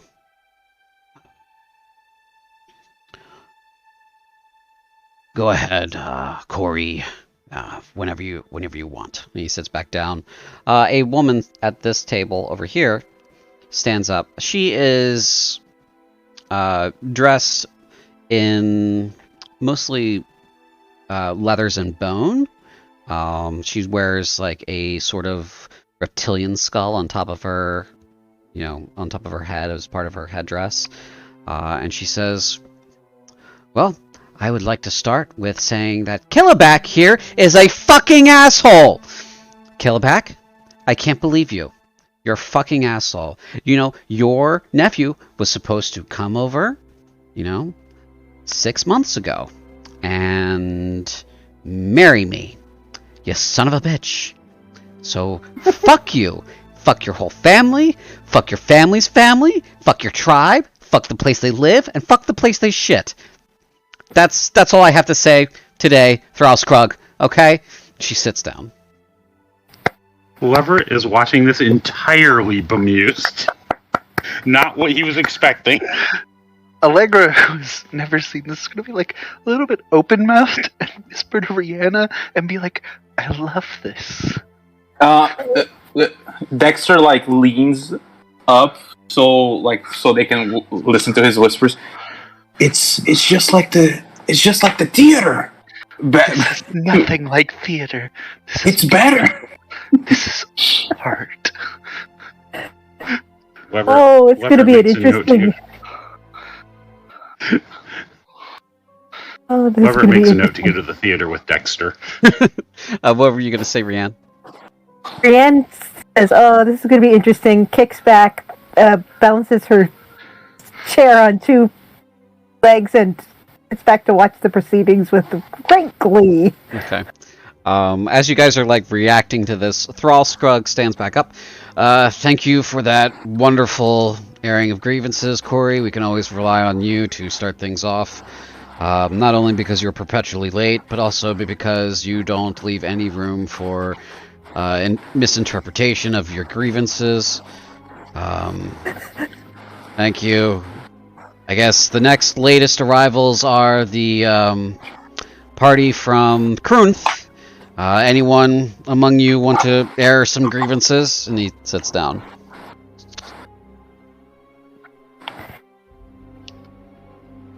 Hey, Pope, Everett, and Dexter, since they're the ones doing the talking. Dexter's going to oh god. Dexter's going to get up. Leverett is going to. Leverett is going to try to. You scoundrel! You stole the kill that was rightfully mine! I deserve that wyvern. You are a ruffian and a bitch. Fuck you, and he gives him the middle finger and sits down. Can Allegra try to make a little fiery effect using quietly and subtly using prestidigitation behind Dexter? Just make it seem like he's way angrier than he actually is. Okay. Yeah, go ahead. Yeah, you do that. There's a little bit of sparks and shit, and a little bit of fire behind Dexter when this is happening. Anyone else? Just gonna keep my mouth shut. Dexter looks at Allegra and he makes a hand gesture for her to get up and points at himself. She'll look at him what's the fucking deal? She'll slowly stand up and look at him shrugging what do you want me to do?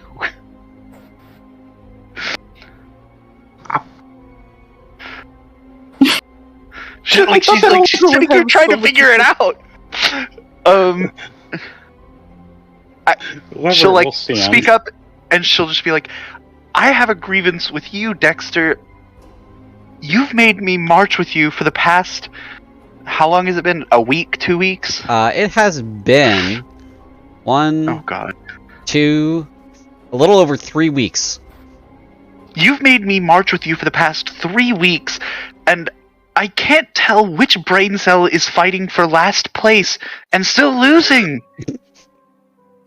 And it amazes me every time. And she's just gonna kind of shrug and look at Rianne what else was I supposed to say? Rianne shrugs and goes, eh. She's the only thing that you've done probably remotely successful is be dragon bait. Or wyvern bait, sorry. And even then, he did a better job. And she'll point to, I forget his character's name. Leverett. The paladin. In fact, she did a better job of being dragon bait than you, and she's way more capable. Nice, cousin. Nice. Listen, you don't have brain cells fighting for last place. And she'll, like, pat Rianne on the shoulder and then just, like, kind of, like, look around, gauge the room. Okay, make an insight check. Oh, Jesus. A 19. Oh, okay. Very good, very good. All right, so as you're kind of gauging the room, right now, let's see. Corey, the chieftain, the chiefess of the Andrew, looks a bit upset. Oh no. Upset how? Can I read it like... You're reading it as she isn't sure if she should be more mad that you guys are fighting amongst yourselves, or if you're, making fun of the whole proceedings by doing so. Oh, She can't. no. So- She's so having a when- hard when a- time reading that. I'm not done. Okay. The chief of the Grossjäger is amused, but also can see what's happening around the room. The chief of the Weltwand appears to be similarly amused by this situation, but is also, like, you do kind of see that there's this tinge of, like, what the Don't fuck? mock This us. is not how this is supposed to go. And then over in the Blood Axe's corner, there is just fury. Uh-oh. Fury, like, they're just always angry, or fury, like, I've made a faux pas? You don't know. You can't tell that. Okay. So, like, Allegra's gonna see the way that, that you said the... crud. So, over here That's is... The Andrewy table. This is the Andrewy Okay. table.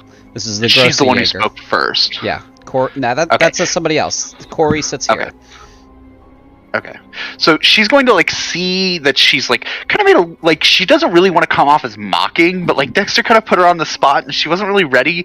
So she's going to, like, compose herself for a second, like, smooth her hair back and, like, straighten her clothes and be like, actually, I have another grievance that I'd like to air, though... Okay. Unfortunately, it's with all of you. And she's going to look across all the other tables. Oh boy. Okay. Yeah, squeeze. Shit. I don't know. This is gonna go really bad or really good. I don't know which yet. Okay. Go. Okay. So Allegra's gonna, like, look at all of them and very, like, bluntly go, we were sent here on a diplomatic mission to not just assist you, but gather your assistance in a coming war. And I'm more so upset that we have to prove ourselves to your tribes when we share the country of Cruinthe, even though perhaps it has not always seemed like that in the past. And when our entire nation is threatened, we have to prove ourselves to you and our alliance to you. And if that fails, then we'll all just die one by one, instead of standing together and putting at least a decent defense up for our nation and our homes. Okay. And she's gonna, like, look around and kind of, like, read the room after she says that, and then, like, sit down and, like... Go ahead. Oh, make another insight? No, this one's going to be persuasion first. Oh, May I give her inspiration? Yeah, how do you Please. want to give her the inspiration? Are you just doing, like, Shit. 2 thumbs up and a big smile? Like, what's your thing? Regardless of what he's doing, that's what Dexter's doing. I give her this kind of the, yeah, buddy, you're doing great, but he looks like he's contemplating where he wants to be buried. he's looking, he's like, how do I escape this? Yeah. Okay, so go ahead and roll your persuasion with the bardic inspiration. It's D6. Okay, so here's the inspiration. I would like to utilize my let's see here, chronal shift to re-roll that. Sure. So that's Because an fucking 8 awful. is unacceptable. Right. So persuasion. And then you said with a d6, correct? roll a d6. Roll a 6. Alright. Roll a 6. I can do one slightly worse than that. It'll be a 20. Yep. Okay. So now roll your insight. Oh boy. Yes. 17 again. All right. Corey's face seems unchanged. Thrallskrug, the chieftain of the Grossjäger, seems suddenly blindsided and very concerned. The chief of the Weltwand, whose name you don't know, is concerned but also angry at the same time. Wow. And the chief of the Blot Axe is still just pure fury. Angry. Yeah. Right. Let's see. Shit, they're just out of range. These tokens are not the chieftains. Okay. Give me just a second. Let me check this. So within range of me, I have a 30-foot range on a spell. Mm-hmm. How many of the chieftains are within range of me? 2. 2 of them. Being where? Well, no. So yeah, 2. So the chieftain of the Weltwand and the chieftain of the Blot Axed. Okay.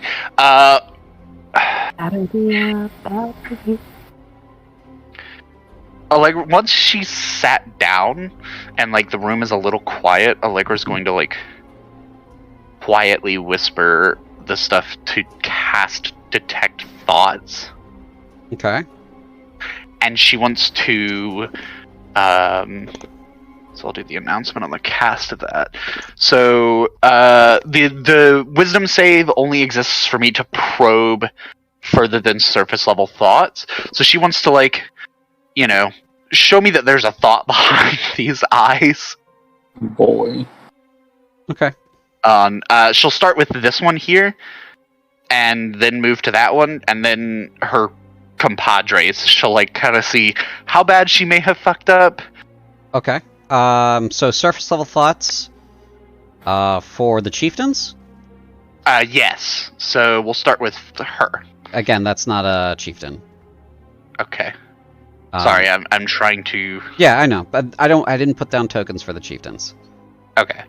So whichever chieftain is at this table here. Yeah. So that would be of the Weltwand. You get Right. This one was concerned but also angry.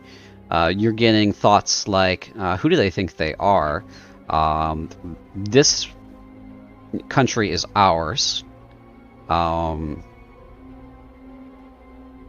And what do they mean by war? Are they looking to start a war with us? So this guy's probably completely missed it.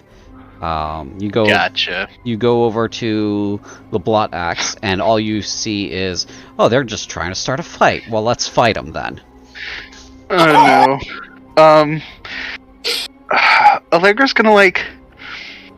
She's already sat down, right? Like she's already aired all of the grievances. Yeah, you've already aired all your grievances. So. Oh shit! There's no way to clarify anything at this point. Yeah. Shit.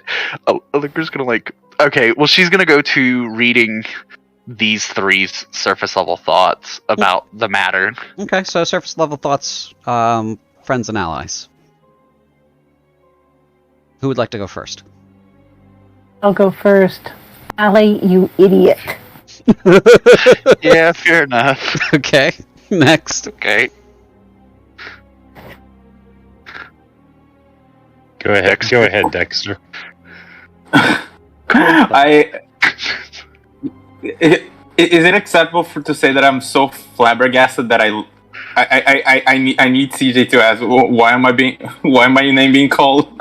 I'm dazed a little bit after this. Your name is being called right now because Allegra is probing your surface level thoughts. It's okay. Wow, she was very convincing. She knows how to speak. Okay. Another good quality of Allegra. All right. I'm not comfortable with this. We're moving on to Leverett. Okay. This is what you get from Leverett.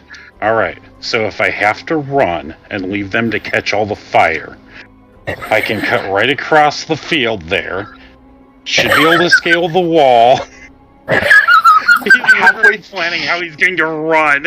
Halfway They try through to these kill thoughts, us for this. Allegra is gonna like whisper with venom, and she's going to be like, "If you run, I will throw a fireball so far into your chest you turn into a meat fucking firework." Whoever's thoughts go still for something thinks, "Damn, well now I have some grievances." All right. Don't even start. So Thralskug stands up. I'd like to thank the Cruinthian delegation for their attempt and grievances aired. It's our first time, everyone. So, you know. Anyway, on to you. Vrog. And Vrog stands up.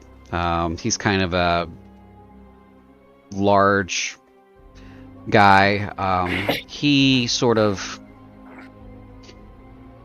leans over the table and looks at the Cruinthians.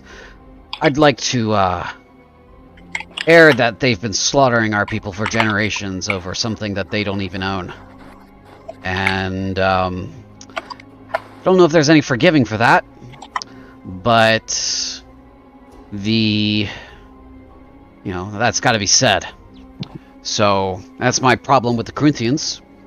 My problem with you, Thralskrug, is you let them in here, but instead of killing them before they even got to the door. And I think everybody can see their disposition towards us. So that's my piece. And he sits down. Thralskrug says, okay, that's about what I expected. Hrothgar, you'd like to... Hrothgar stands up and says, fuck all of you. For one, you all suck.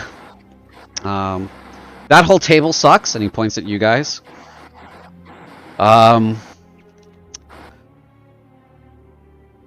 Let's see, who else sucks a lot? Corey, you suck a lot. My nephew doesn't want to marry you because you're a bit of a crazed fool. Yeah, you're just not right for each other. I'm gonna leave it there. Let's see. Vrog, you have a point in that the Cruinthians all need to die. However, I've got a problem with your people, just fucking walking through my hold whenever they fucking want to and going on their little shit tour. So, yeah.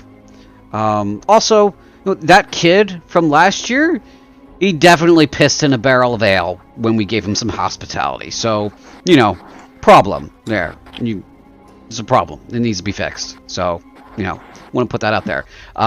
Yeah, and he sits down. Yeah, and he looked like he was ready to come to blows, but you can see why he's chief, because he can actually manage to form sentences rather than just because the other guy looks like he's about to just flip the table. So, okay. So these names sometimes are a lot. Thralskrug stands up and says, "All right, well that ends the airing of grievances. So we all know how this goes. Next up is the favorite part.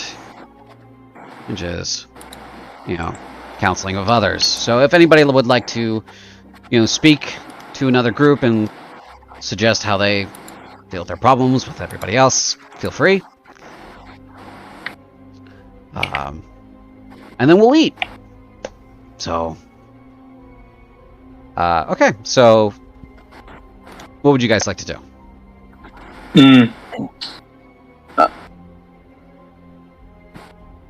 She's going to look over at Dexter and be like, I believe my compatriot has a solution to, so there's 4 other tribes that have aired grievances? Yeah. Okay, great. So, marking the tables, 1, 2, 3, 4? Did all 4 of them speak? No, the Grossenjäger did not air any grievances. Okay, so 1, 2, 3? Mm-hmm. Hang on. So this tribe here... Oh, with the Allegra is going to be like, yeah, the Weltwand, I believe he has a solution for your problems. She's going to, look at him like, you signed me up for something? Now you're signed up. This is chaos. Which tribe is that one again? The Weltwand. Oh, the Weltwand.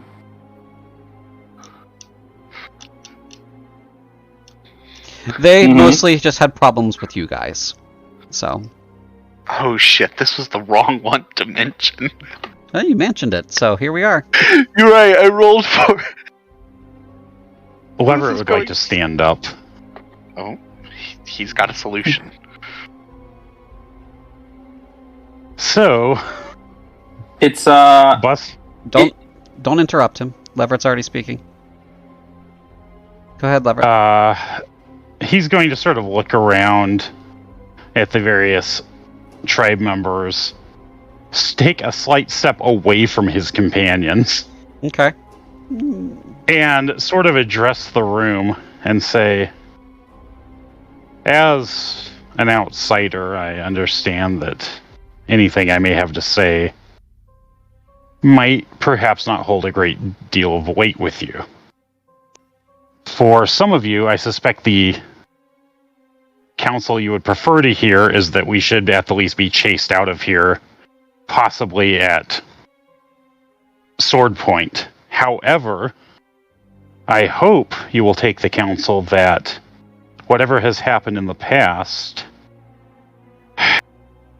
as people, there are far greater dangers on the horizon, dangers to all of us.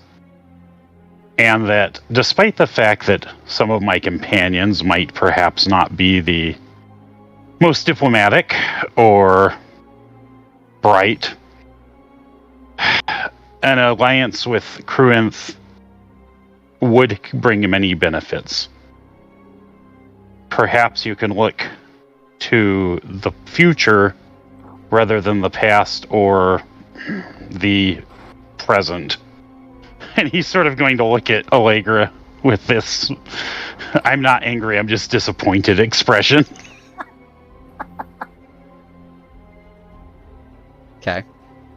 Alright. You say your piece. Anything else? No, when he's done, he will sit down. Okay. Unless I need to roll something. Go ahead and roll a persuasion check. Oh, this should be right. Bard. We can assist him with that to perhaps give him advantage. How would you do that? I'm thinking perhaps. The thing that comes to mind is I want to use either prestidigitation to keep their attention on him in some way, shape, or form. Not overpowering, but kind of making him seem just very, very important. Nothing else could really draw their attention away. Or I want to maybe put a pleasant smell to them in the room, so like as he's up and as he's speaking, like they kind of get like a relaxed feeling or things like that, so that maybe they're more inclined to listen to what he's saying versus the fact of like he's just an outsider. Okay, you got a couple of options there, so which one would you like to do? You can do either. You want a suggestion, Sybil? What do you got, buddy? Make his wyvern on trophy bracelet glint a little bit to show like how. I think maybe, yeah. I think that's probably like make it seem almost like a little bit like oh god, what's the word I want to use?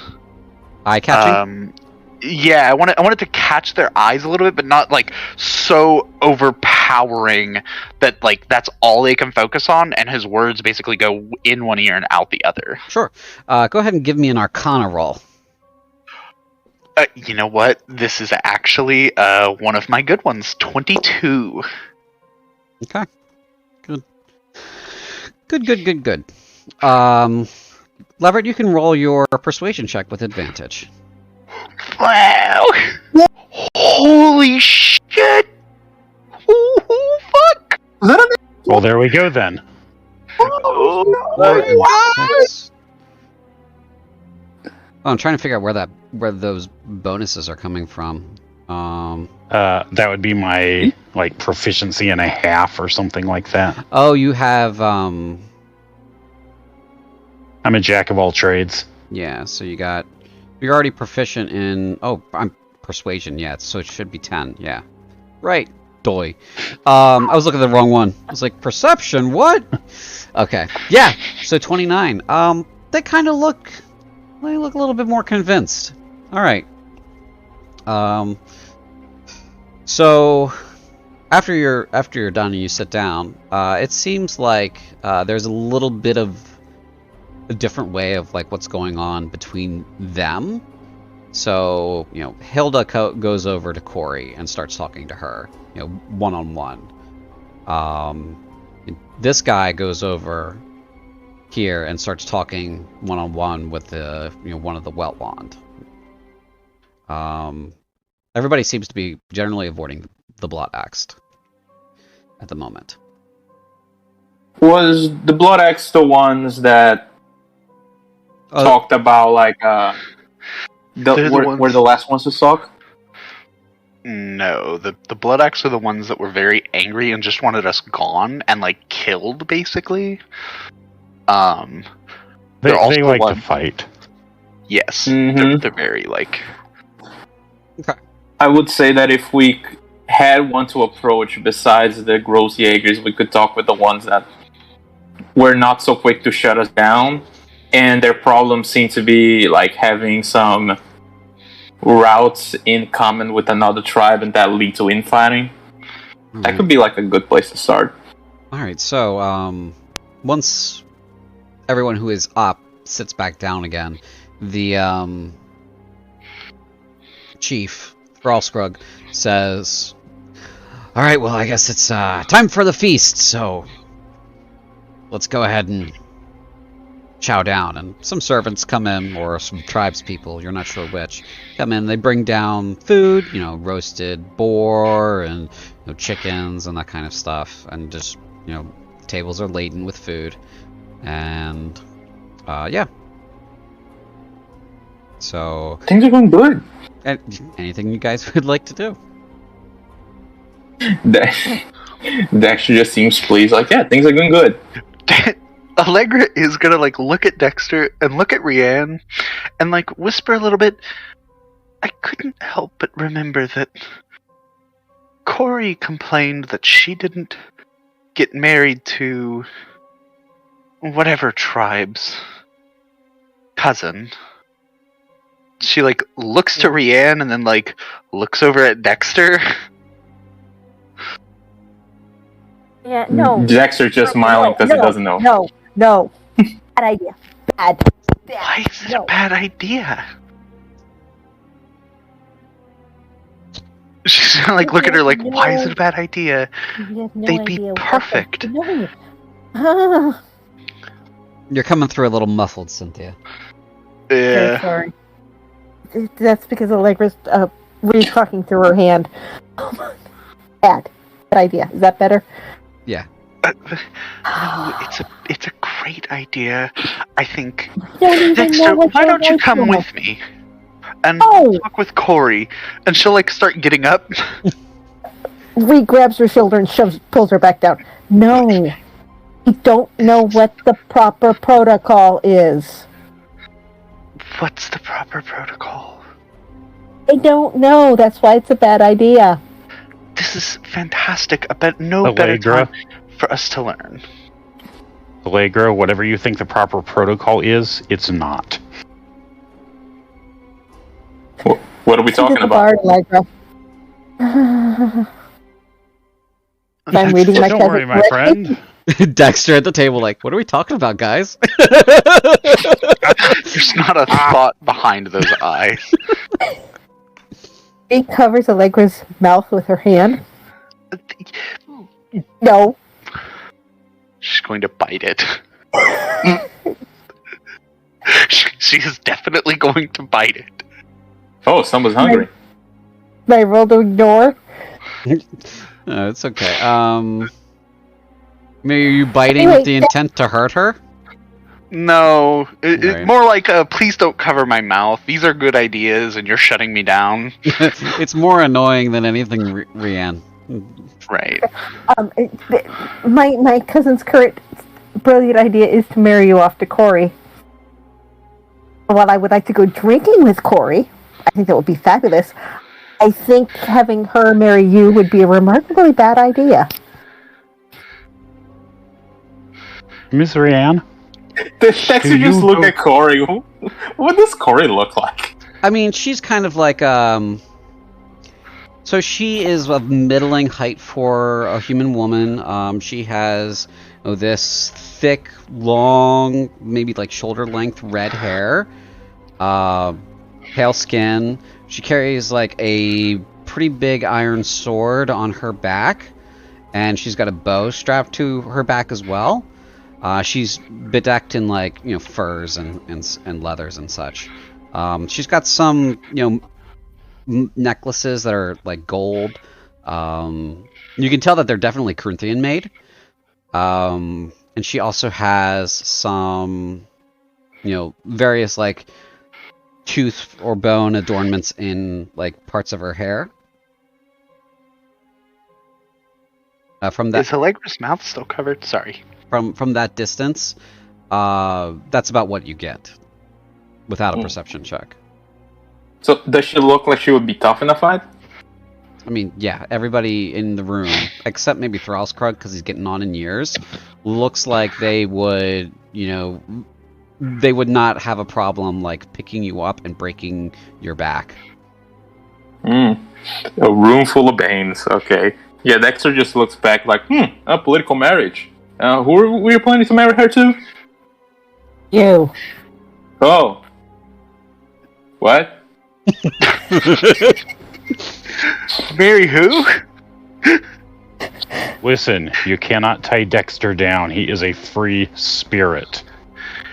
The road is his home. To be fair, I haven't.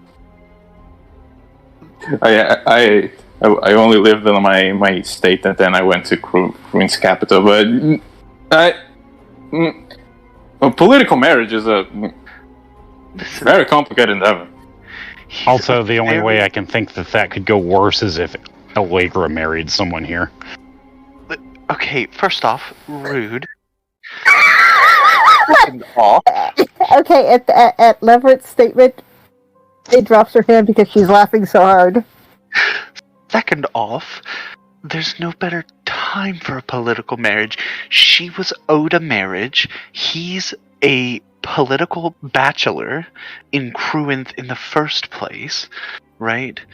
If he marries her, there is some beholden now for that tribe to assist in our nation, right? Therefore, we may perhaps be able to garner some favors with the tribe. Yeah, I don't think you understand how politics works. Yeah, it's not like even if they help the mission, it's not like we can just like challenge her to a fight to 1-on-1, and that's how they probably do it over here, right? You're not planning to do that, right? Right? I look at Allegra, right? What? Right. I would never sign you up for one-on-one combat. No. Never. So, as this conversation is winding down, Hilda comes up to your table and says, "So, how's it going over here?" Do you think it's going? Now, for first-timers, you've certainly earned a lot of opinions. That's I mean, good. how does the fire go for the slaughtered hog? Now, right now, a couple of things between the tribes that are small and haven't been aired have been greased over. For your information, the Blood Axe are just ready to throw down. So it's just a matter of if the other three throw down with you, against you, with them, or not. So, do you have anything to offer that could solve their grievances with you? She's gonna like look at the others and kind of be like, "This is the perfect chance," and she's going to say, "Go ahead." No, I don't want to interrupt you. Okay. What is Allegra say? I'm new to your customs. I heard something earlier about marriages. How exactly does that work in your culture? Dexter's gonna choke on his foot. She says, "Well, if it's a good match, then the two get married and hopefully have plenty of kids. Like, that's... I don't understand." Is there a groom price or a bride price or... I mean, you have to impress your to-be spouse, but that's about it. There's no, like, paying for it. She kind of, like, squints as she says the word paying for it. That's kind of strange. But... No, we would never pay for it. Regarding... Well, I've paid for it a few times. Ignore him. Hilda looks fascinated by that. Is that Is that a laugh? I've never been to any of your cities. Is that like a normal thing? Most definitely not. Don't listen to him. Okay. In the meantime... Totally normal. Listen here, you little whoremonger. Anyways... So it simply requires the impressing of one. Mm-hmm. Both parties have to be mutually agreeable. Mm-hmm. Yes. She's gonna look at Rianne and be like whisper so that only Rianne can hear. This is the perfect opportunity. I don't see why there would be a remote downside to this. If he fails to impress her, then we lose nothing. If he impresses her and she agrees to marriage, and she's gonna gesture to him. I really hate Calvin that much. Calvin has nothing to lose here. No, I'm marrying him off, not me. No, listen, but Calvin will have to deal with her. But no, it's fine. Are you trying to marry off Calvin, or are you trying to marry off Dexter? Dexter. Okay. Dexter. That's what I'm trying to marry off. Look, they're perfect for each other. She's an outdoorsy, very strong woman. He's very good at... He's very good at stuff.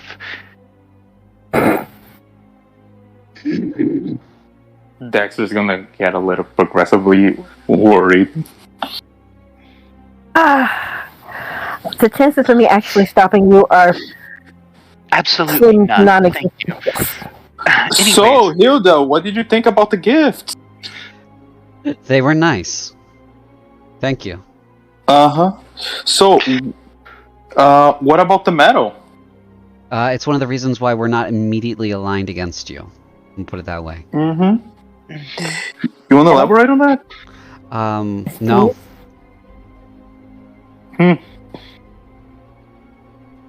Okay. That's all she has to say about that. No. Leverett, what did you have to say? You raised your hand. I saw that. Leverett is going to gesture to Ree to cover Allegra's mouth again, and She does. he wants to look at Hilda and say, understanding that you've been exposed to us, and he gives Allegra a look. What would you be inclined to do as far as a diplomatic relationship with Cruinthe goes? Well, there would have to be some assurances that you're not going to backstab us. There would have to be some kind of, benefit for us. You have a lot from a certain point of view compared to what we have. And there would have to be some sort of, at least from my tribe's perspective, some sort of legitimacy to what you're like. We don't know if you're actual representatives or if you're just some band of fools. Oh, we have papers. Allegra, I believe, has the papers. Or was it Rianne? I think we all got copies. We all have copies. Not of the letter of authority, right? No, there's one letter of I authority. don't think so. Right, which is the... Yeah, so somebody has that. So if you'd like to fork that over. Allegra will look at Rianne and wait for the hand to be moved from her mouth. Pulls it away, goes digging into her pouch for the letter. Okay, you find it easy. Allegra would be like, would any kind of, say, letter of authority prove to you that we're not just a random traveling band? Just depends on, I guess, whose authority you're acting on, and if they're trustworthy. I pass over the letter. Okay. She takes it. Reads it over. I will show this to the others.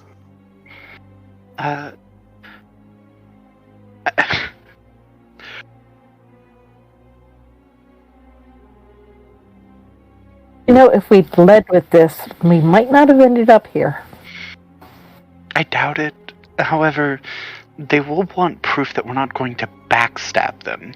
Again, I present to you a political marriage. Oh no.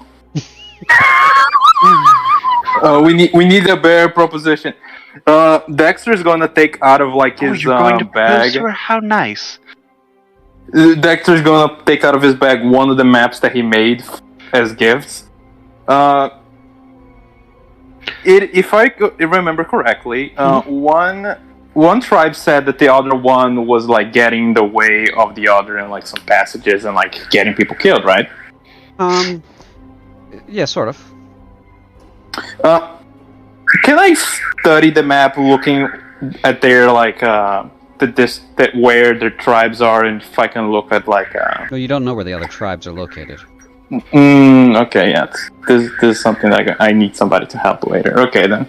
But I'm going to try to get their both locations so I can see if I can chart routes and help them get a better road system than what they have. Okay. Who are you presenting that with? I'm going to wait until until I have the location of both villages so I can present them to the let me to the one that aired the griffins. Let me put it to you this way. This is your only opportunity to have any discourse or solve any problems with the way this works, right? because we've already discussed that. So if you put this in your back pocket until the next phase, you don't have that opportunity anymore. This is your moment. Oh, So if you're going to do something, do something. Fair enough. I am okay. So Dexter is going to Lever. I'm gonna need your help here. I will go with Dexter. Okay. Okay. So the Dexter is going to explain his playing. Like, okay. So you remember the ones that after the Blood Axes told us that they didn't like us, and they said like they didn't immediately jump at us and had their plan. One of their grievances was that between routes, both tribes were attacking each other. Okay, so my plan is to introduce this map that I made. See, very detailed. And I'm going to, by getting both directions and presenting to the tribes, I can maybe chart a better position and help them have like a better road systems from the capital to here. I need you to help me explain this to them. Very well. I am extremely persuasive, I've heard. Before they leave on this venture, I read surface level thoughts of the Blood Axes. Is there like any chance of us convincing them other than through combat? Not really. Okay. It depends. So it's going to depend on who you approach with this information, Dexter. So who are you approaching with this information? The one that raised the grievance about the. I forgot which tribe was that one. Well, the Blood Axes were not happy that the Weltwans wandered through their land at some point recently. So why don't we propose this to the Weltwans? Yeah, that to have them settle the grievance instead. Yeah, the Blood Axes don't look like the people that like would like that. So the well ones should be like the better one. And if it doesn't work, we can always... Sorry. Go ahead. We can always run the old "let's you and him fight" routine. And I think, being honest, I've read the minds of the Weltwans and the Blood Axes. As far as I can tell, we won't be able to diplomacy with them. However, the Weltwans, we may be able to diplomacy with and gain favors from them. My opinion on it is we should gain favors with the other 4 tribes and simply beat the Blood Axes into submission, because nothing else will work. 4 tribes. 3. Just 3. Oh, sorry. The other 3 tribes we should simply work with and do what we can to gain their favors. Either the Blood Axes will fall in, realizing they are vastly outnumbered, or we'll have to fight them, but at least it'll only be 1 versus 3 others to fight.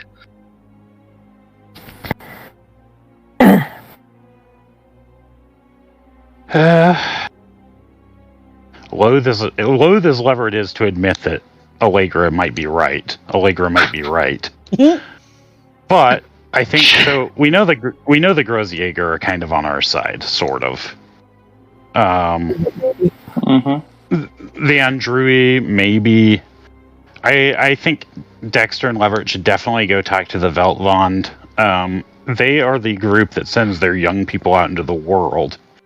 And Leverett has a little bit of experience with that thing, having been alone for a great part of his youth. So maybe that will help him form a sort of rapport with them. Talking about things he's seen and surviving on one's own and looking for objects of value. I suppose I can go talk to the Andrui, since they're the ones... Why don't you sit and have a drink, Allegra? You've done a great deal so far, and you should rest up a little.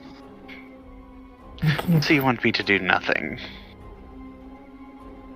No, we want you to conserve your ability. Leverett is so much. Yes, what she said. Oh boy. Okay. So the two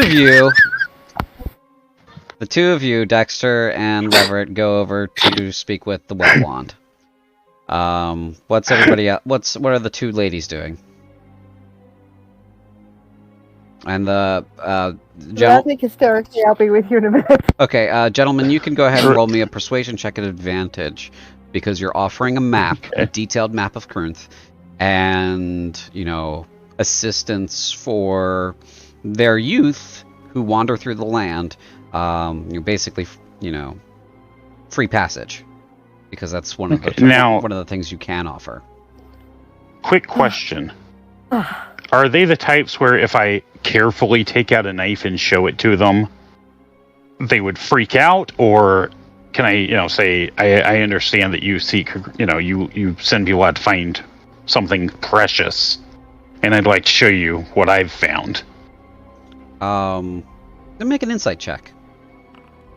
Okay. Oh, insight. Insight. There's insight. Not great at insight.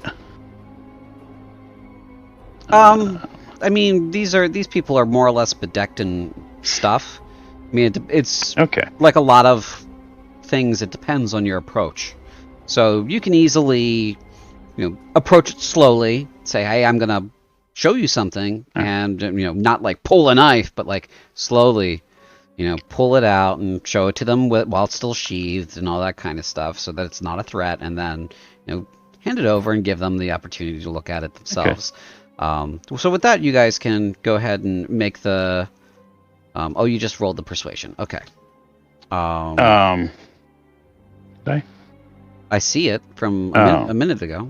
Oh, that's insight. Oh. No, yeah, just above it. It rolled Just above it. 16. Yeah. If the blow attacks are close enough to maybe hear, he wants to speak loudly enough about the knife that they can hear him and explain that this is a very great and precious thing to me.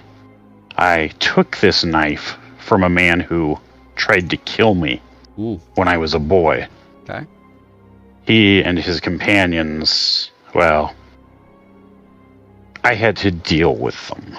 And he's kind of trying to project this to the blood axe a little to say, yes, I can also fight. Okay. Go ahead and roll a persuasion or deception.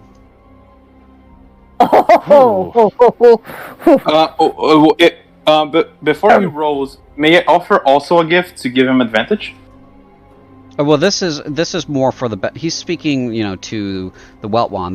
That conversation has already happened. The map and all that kind of stuff. You've already provided the help for that. What he's saying now, he's showing off the knife to the Weltwand, is more for the Blot Axe to see and hear rather than the Weltwand. So this roll that he's making is for the benefit of the Blot Axe, not for the Weltwand. So go ahead and roll deception or persuasion, whichever is more He's correct. He's telling the truth. Okay. So I will go persuasion. Okay.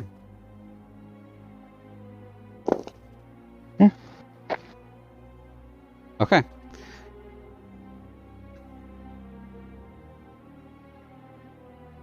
All right. So with that conversation finished, Allegra and Rianne, what are you guys doing while they're having their conversation with the Weltwand?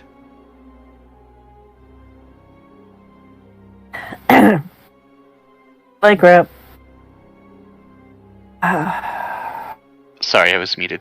Unless she's stopped, Allegra's gonna get up and walk over to talk to the android. Okay. That's Corey, right? Corey, yes, Corey of the android. Yes.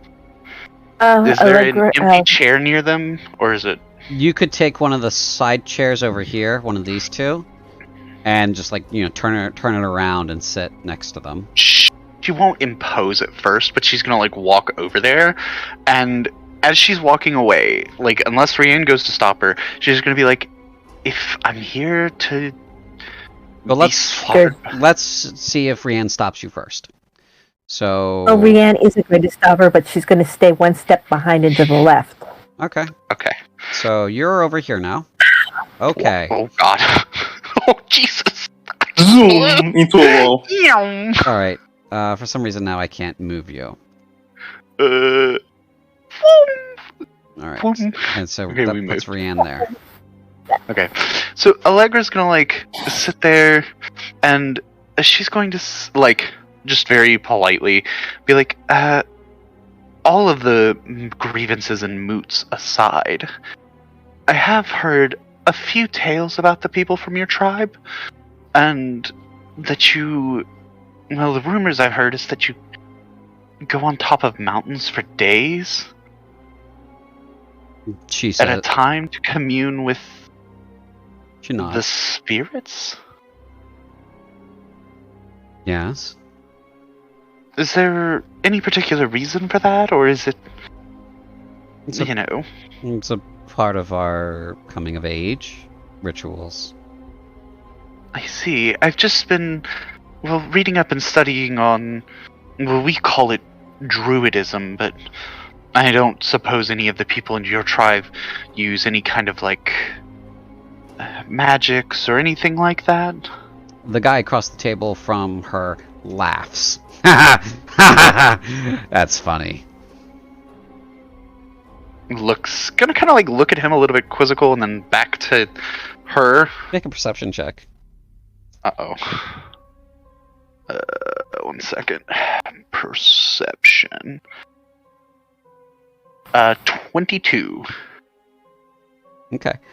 So as you casually look at him as he laughs, when he's, finished his outburst, he kind of gives you like a sort of piercing, kind of knowing look, and you see the faintest of sparks in his eyes. That guy is fully charged with magic. I see.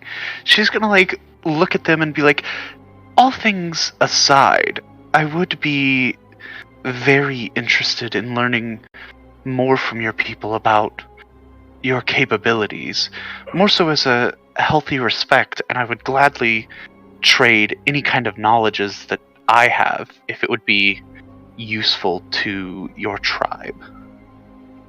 Okay. Go ahead and make a persuasion check. Okay. With advantage, Allegra has, like, several books or anything. I mean, this is more about convincing her that you're, Okay. It's not Genuine? about that you're genuine. It's Okay. not about your magic. Okay. Can we support or bolster How would you like to? Allegra? Going to put my hand on her shoulder and lean in and go, cousin, you've got this. You know your stuff. You've got it cold. You can do this. Oh, my weasel is with me too. My weasel's on my shoulder, but the I feel motivated. panther is probably still at the table, just like licking up scraps or like its The panther paws. is fully on the table and is eating the hog. She's gonna, like, look at it and be like, well, whatever. I don't blame it. And then, like, the weasel's on her shoulder and she's gonna, like, pet it while she's, like, finishing up her statement and... Please... Oh, shit. That's a good roll. Fuck. Okay. She's gonna be like, perhaps if your friend there would like any kind of demonstrations or anything like that, I'd be more than willing to show the powers of what I'm capable of. Not in a confrontational way, though, but as a healthy learning opportunity for both our groups. She says, well, thank you for the input. Oh no. And she turns back to her meal. Man, I bungled it. Shit. All right. Sorry. The chief If I of the... may? Oh, go ahead. Of course. Chief Discory, if I could for a moment, Yes, what would you like? I would love to go drinking with someone who has that kind of attitude toward others. Oh. Perhaps afterwards we can go and get politely drunk and talk about how horrible men are? Sure, yes. If we're all still here. I would love that. And by the way, that was exquisite. Just some of the best ripping I've seen of a man in years. Well done. He deserves it. I'm sure. All right. So she's seems pleasantly disposed towards you specifically, and goes back to her meal. Come on, cousin. I need to go deal with your panther. All right. So, unless anyone else has anything they'd like to say to any characters on the board. Not that I can think of. Okay. We could offer up Calvin for a marriage. Yes, we could. We might want to. She'll look at her like, it might be worth it, but you're the one suggesting it. You also know that you have no legal right to do so because you're not his parents. Under No. authority Funny. of the princess, No. we could do so. Even the princess doesn't have that kind of power. The- I'm just putting these thoughts are just intrusive in your head. It's not. I'm not telling you no. I'm just saying, like, if you want to try, No, you can. I'm aware. No, Allegra's realized she's overstayed her welcome. It's like a faint whisper to like Rianne, like, we could offer up Calvin. We could. Don't think we really actually want. No, because then we'd actually go to war. No, because then he'd be humbled by her. It would serve him right. I like her. We are not sicking Calvin on her. I'd like to think of it more as sicking her on Calvin. Oh, no. In fact, she could probably throw him at least 10 paces, if not more. Can throw Calvin 10 places. Okay. I mean, Go ahead. she humiliated Continue. someone easily his skill level. Anyways, no. Allegra has nothing else to really say. Okay. Leverett and Dexter and Rianne. Anything else? Not that I can think of. Okay. When Sorry. they return to the table, At least. if Dexter and Leverett got back to the table before they did, they overhear the end of a conversation with Leverett saying, "And that's why I hate you less than most people." Thank you. The very confident facade of like the Great Knight has been shaken by the various insults and marriage proposal. He's not that great currently. Okay. All right. So at the end, as everyone has now returned to their seats, Chief Thrallsgrug stands up and says, "All right. Well, that brings an end to the feast. Is there any need for a final resolution?" Andrew. Corey looks like she's deliberating in her head.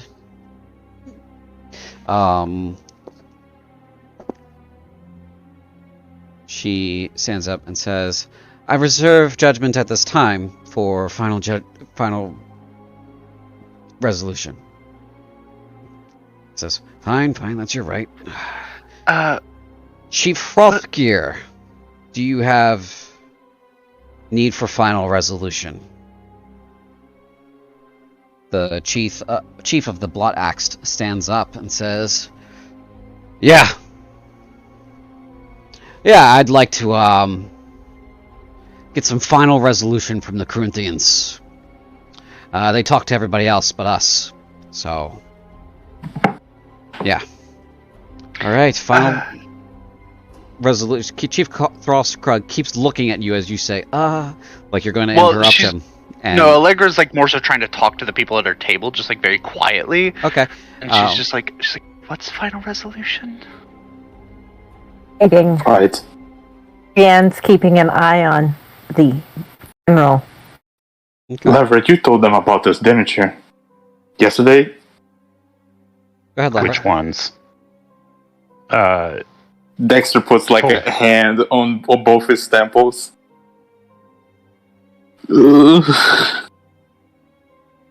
Leverett is going to now remind me, Dungeon Master, is like, are you supposed to, do you reply during the resolutions?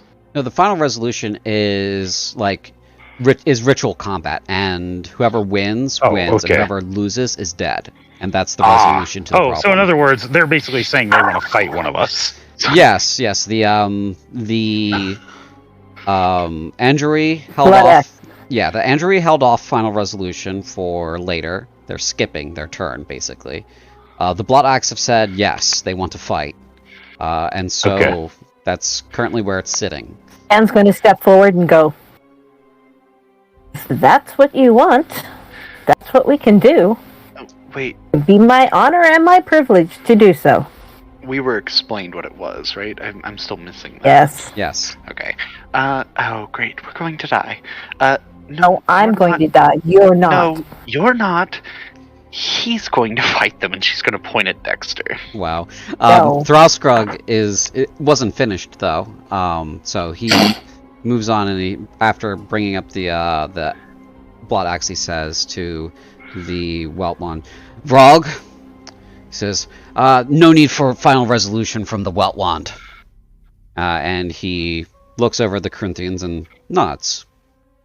And so the Grossjäger chief turns to the Cruinthians and say, and your party? Any need for final resolution?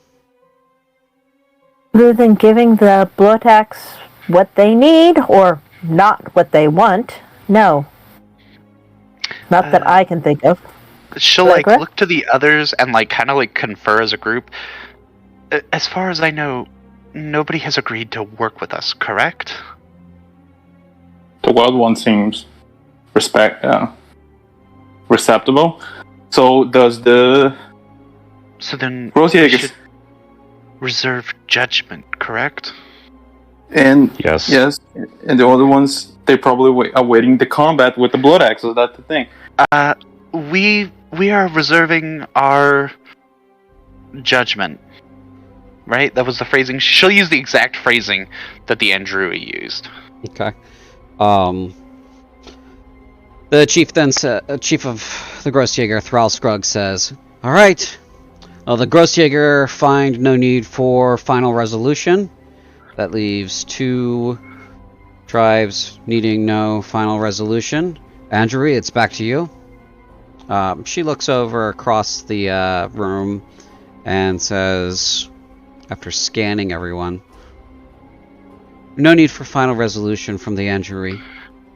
And she leans back, and then he turns back to the Cruinthians. You are the only ones who haven't entered in a final judgment. I mean, Leverett will stand up and say, no need for final resolution, other than what we can help the Blood Axe with. All right. Then choose your champion and enter the arena. I mean, she'll kind of look at Rianne and be like, I don't think it wise, considering everything that happened just yesterday. This big guy You're gets up. counseling me on wisdom, cousin? It's a rare moment of clarity, I assure you. However, it is... Lady Rianne, But I came here for the crown for this reason. Blade upon my life, I'll do so. You don't need to risk your life. That's what I came here that's our for. job. It's Here's our the thing. job. Yes, Are any of their group female? Among the Blood Axe? Yes. No, it's just the 2 of them, and the champion of the Blood Axe has already descended into the arena. Then it's got to be Dexter. They only fight the Gotta be same Dexter. gender. Right. well, there is him. She'll kind of point at the paladin and be like, but I don't think he could handle it, so... No. I am It is decided then. giving... Dexter's I'm giving gonna get up. Dexter- Guys, figure out who's going to speak first before interrupting each other. Dexter's just getting up. Leverett can say what he wants. No, I just saying I'm going to give you guidance. Ooh. Oh god, do I have And also, I am going to give him sort of a pep talk to help inspire him. Okay. Mm-hmm. How long do we have before he has to enter the arena? Like, can we kind of stall this for like 10 minutes or so? Say, like, we need time to prepare? No. You're allowed to take the time to choose your champion, basically. So, as long as you look like you're arguing, maybe you can pull off 10 minutes. Look, she'll, like, look at Rhiannon. I need you to stall this for, like, 10, 15 minutes, please. And, like, she'll start to ritual cast augury. Okay. You guys gonna just, like, feign arguing who's gonna go for 5-10 minutes? I don't think Dexter would do so. Oh, I'm going to grab Dexter, and we're going to make this look like an argument, or it's actually going to be an argument because she needs time. I am very afraid that this can be look as us making fun of them. Look, I'm already ready to sacrifice my life. Allegra will, like, look up and give him a death stare while still like preparing things for augury. Okay, that's okay. I have a plan. Dexter's gonna get up and go to the. Who is presiding currently this deathmatch? Well, it would be all the chiefs. So that would include one of you. Is like somebody that I can talk to. Yeah, you can talk to anybody you want. I want to go talk with the chieftain of the Grossjägers. Okay. Yeah, so you can walk over to Thrall Scrug. He's sitting at this chair next to his daughter. Sir, I have a question for you. Would it be any problem for me to go back to my cart and get my weapons? Oh, my full weapons. We would want nothing less than your best. I thank you, sir. I'll come back shortly. If you flee, the lives of all of your brethren are dead, are forfeit, though. So expect no cover this from the Cruinthe Kingdom. Okay. And Dexter's gonna go to the cart. He's gonna walk, and he's going to think about many things. He's going to think about his life, and he's going to think about his father and his family and his countless family.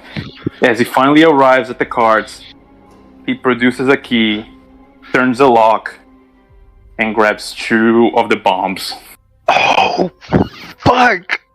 Okay, you grab a couple of the grenades. Oh no! This... It'll take you roughly 10 minutes to accomplish this. So, your augury, Allegra? So for the augury, she's trying to see... She wants to know...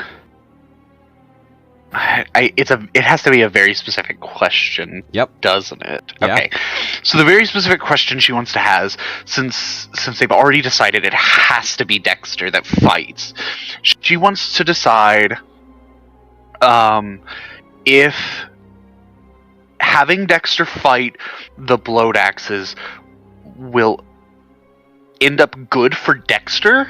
She, like, at this point, she could fireball the room and kill the rest of these savages. She literally could care less right now. She's trying to make sure that Dexter walks away from this alive. So she's trying to see if him fighting this guy right now is going to go good, bad, or indifferent for the party. So for you just get the sense of calm air, and then you hear a sound, actually. There is the sound of something metallic flipping through the air, ringing, and then you get the image of a coin, and it's going over end and over end, and it's falling towards the ground, but it hasn't hit the ground yet. This is undetermined. This is not something that can be determined through divination. So, however it goes is however it lands. This is up to fate. And fate hasn't decided yet. She's gonna kind of curse. Can they see the arena from over here? Oh yeah, you Sorry. can see the arena. Okay. You can see what you can Allegra, is there like any rules about watching from anywhere? see. No, as far as you know, you haven't been told what the rules are yet. Okay, so then Allegra is like gonna, like, she's gonna curse a little bit at the results, not really say anything to anybody, and then, like she did last session, she's gonna kind of like press the digitation and make that smell like it's really good results, and then she's going to, kind of just like make a little, like, kind of lean against the, I guess it's like a half wall. Yes. Okay, she's gonna like just kind of. I think that's where I want to be. Yeah, I think that's where she wants to be. Okay. Yeah. Dexter, you return with your weapons right about now, Mm-hmm. and your stuff, the things that you got from the cart. Mm-hmm. He gives like a nod to the chieftain to prove, since he didn't run away, and he's gonna go back to the table, where he's going to give like a key to Reyna. Rianne. This is in case I don't make Rianne. Sorry. This is in case I don't make it back. Mm-hmm. Do we recognize the key? It's to the case of grenades. She's gonna like look at him and like whisper very quietly and be like, "You didn't take any, did you?" I did. Oh, Did he say it loud enough for all of us to hear? I said yeah. Yeah. I mean, he was allowed to take whatever he wanted. Oh, he's allowed to take whatever he wants. Yeah. Allegra's gonna be like, "Hey, Rianne, swap places with me." hey, why? No reason at all. Okay, so you're going to, head down towards the stairs. So you're free to move. Just quickly, like to Rianne, do you know my father, Lord Corday? Yes. I mean, you died well if it happens. Tell him that his son did not die a coward this time. He was not a coward. Oh, that was deep. And It's Dexter's going. in court. And Dexter's. Mm-hmm. And Dexter's gonna do like the deadman walk down the steps. Okay. You head down the steps. Luck to you. The chief She's gonna, like- of the Grossjäger says, Thrallskrog says, "Alright, so this is how it works. Anything goes inside the arena. Those outside of the arena don't get to play. You didn't sign up to fight, so you don't get to fight. It's one-on-one. Any funny business, and you forfeit everything. I mean, Fine, funny business. any funny business that includes spellcraft, throwing stuff from the side of the arena. That doesn't include insults, but God damn it! Can't hurl spells, can't hurl objects.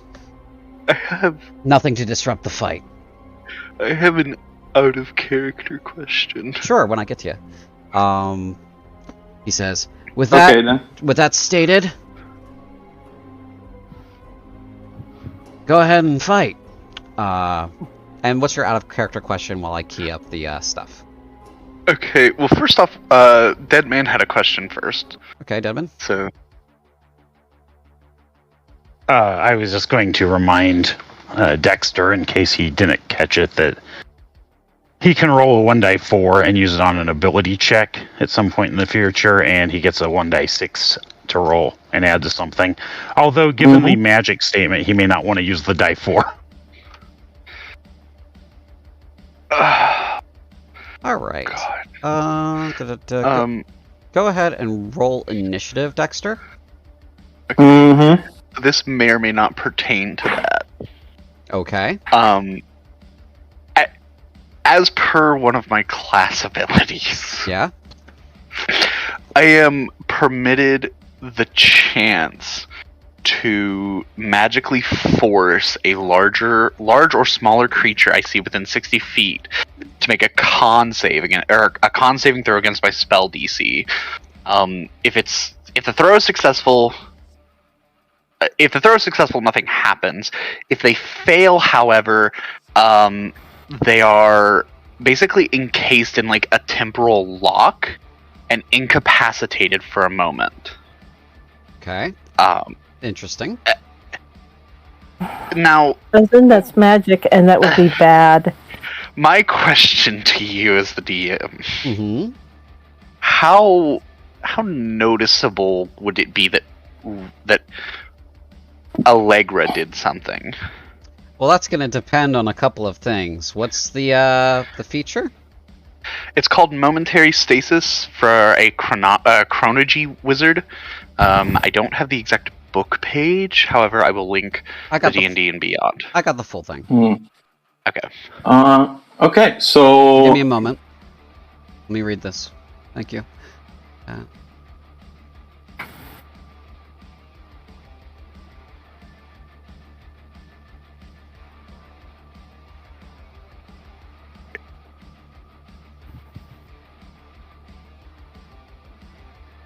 Alright, so what I'm going to say is this is going to basically require you to pass a sleight of hand against the passive perception of everyone who isn't on your side. If you want to do this. Because that means, you guys are also being watched as they're watching the fight. If you pull it off, you can do it probably once. If you pull it off again, you can do it again. So it really depends on how risky you want to be with this. That's up to you. However, there are potential consequences for that. Okay, then I'm not going to do anything now. However, I may announce at a later point in time that something is being done. Okay. So, Leverett, you had a thing? No, I only had I had cast guidance, but it's only got an ability check, and he may not want to use it in light of the magic thing. And then he has inspiration, so... Yeah, so guidance... Which I don't believe is tech. Yeah. And it lasts a minute. Yeah. So, you could cast it on him as he's going down the stairs if you want. In view of the fact that they told us magic wasn't allowed... Yeah, from the I don't gallery. think I want to bother. Right, I don't... Oh, so we could put something on him? In that case, I definitely gave him a clap on the shoulder and encouraging words and gave him guidance and the inspiration. Okay. I guess since we're mentioning it, how does my chronal shift work? Is it the same way I would have to... You'd have to pass a sleight of hand. A sleight of hand. For me to let him re-roll stuff. Yeah, because if they catch on that you're doing something, they're going to see that you're doing some kind of magic. Okay, I gotcha. Okay, so we've already rolled initiative. Let's light this candle. So the guy across from you, Dexter, introduces himself. I'm Garakas, and I'm gonna fucking kill you. And he charges you because it's his turn. He goes first. So 5, 10, 15, 20, 25, 30, 35, 40. And now he's going to make his rage. So he enters... Oh, he's a barbarian. Yep, he enters a rage. And then he's going to take a reckless attack on you. Mm-hmm.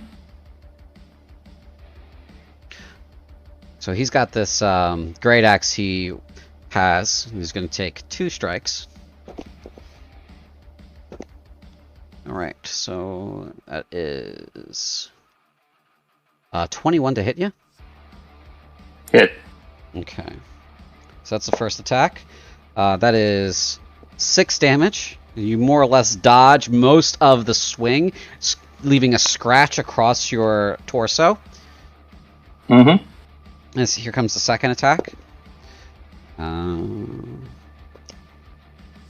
Okay, that is 23. That will also hit you. Mm-hmm. That one's a bit more. That's 12 points of slashing damage. Oh, we're not magic. This is not good. Okay. That is the end of his turn. It's now your turn. Mm-hmm. Okay. So go ahead and yeah, your turn. My name is Dexter von Corday, and with my life, I fight for peace. And I'm going to smack him. Okay. Let's go, boys and girls. And since it has reckless, I do have advantage. So Correct. 17 Hits. Another attack. 18 Hits. and my third attack because this is the first turn and I'm a Gloomstalker. Okay. 24 Hits. 3 attacks hit. Okay. So he is also okay. Let's see. My bonus is okay. So it's gonna be 2d8 to hit him. 2d8. Wow. 12 damage. Okay. He reduces that with his Stone's Endurance by 5. So that comes down to 6, and then he reduces it again from his Rage to 3. Okay. And then 8. Mm-hmm. Okay.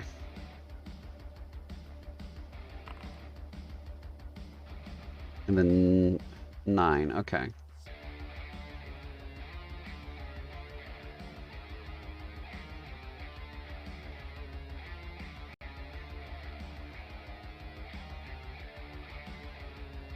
All right. That is the end of your turn, right? Mm-hmm. Okay. That is now Garakas' turn again. He's gonna say, "Ooh, that tickled a little bit." And then he's going to try to grapple you. Mm-hmm. Okay, so you can make an athletics or a acrobatics check to resist. You have to beat 22. Oh, you beat it. So he tries to grab you by the throat, and you wiggle out of his grasp. A grapple check counts as an attack.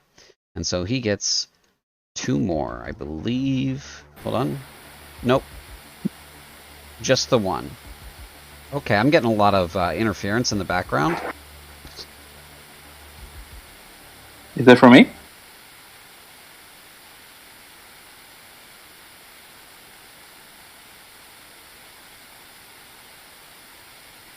Hello? I'm not sure where it's coming from. Hold on.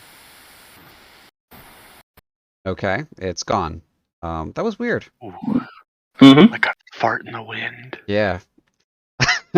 Okay, so yes, he only gets 2 attacks, so he's gonna make his 2 attacks. His second attack. So and ooh, that's bad. Does a 12 hit you? No. Okay. Was that reckless? Yeah, that was reckless.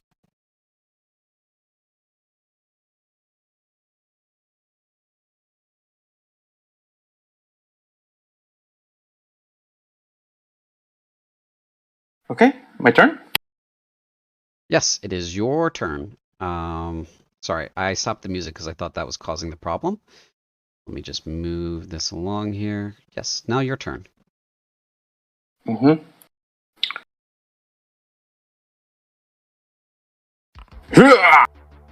Ooh. And I'm going to use Leverett's. Was it D6 at this point? Or... Yep. It's a D6. 14? Nope, that misses. Ooh. So he jukes out of the way. 25. 25 does hit.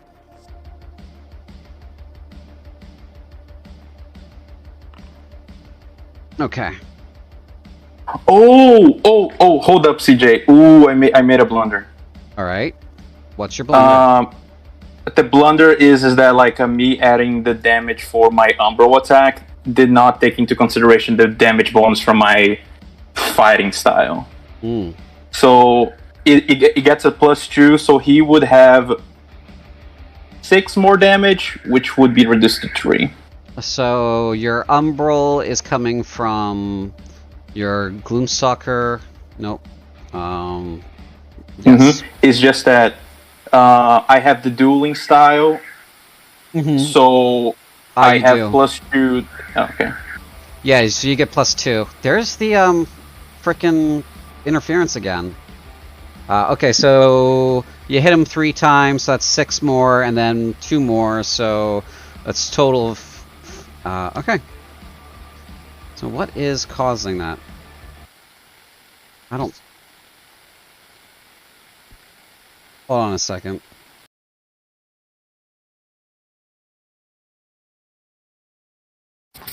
Alright. Okay, it's not there anymore. Okay. Cynthia, are you screwing around with your mic or something? I heard something went out of your mic. Okay. And if I may, could I take a look to see, like, after all this pummeling, how does it look? If it had any effect on him? Yeah, make an insight check.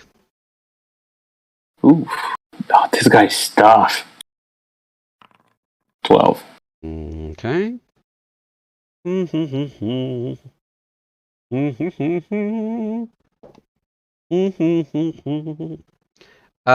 about he's a little wounded.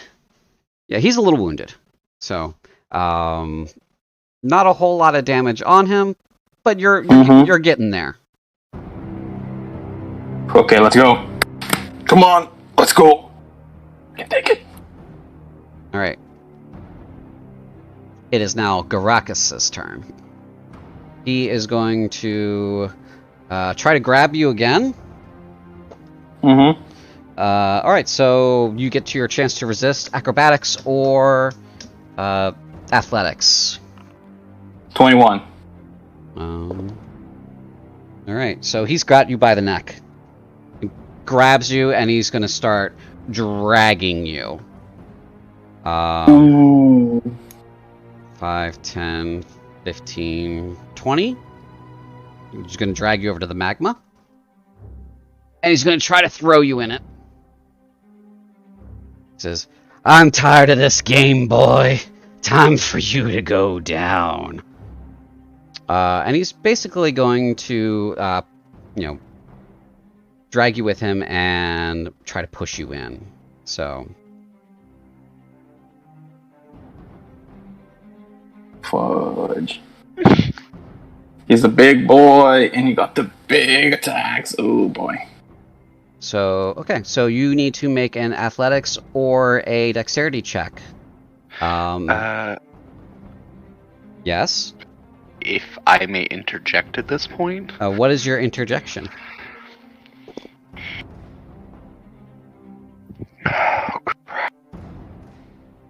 Crap.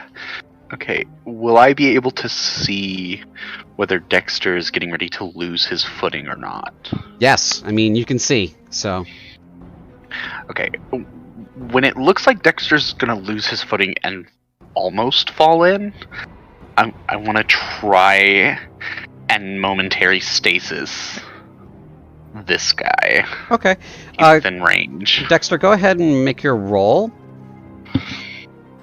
You still have that D4, if you'd like to use it. Oh, fuck. Okay. I'm sorry, guys. I'm so see. sorry. Oh, boy. You're gonna use that D4? A D4. For 16. Okay. Oh, shit. So he's... goes to basically throw you in. You've got your, you're kind of trying your best to hold on to him and also keep your feet on the ground. Your feet slide across the stone-covered floor, kicking up dust. One of your feet kind of slips over the lip. You feel the heat coming off of the magma. It is extremely hot down here.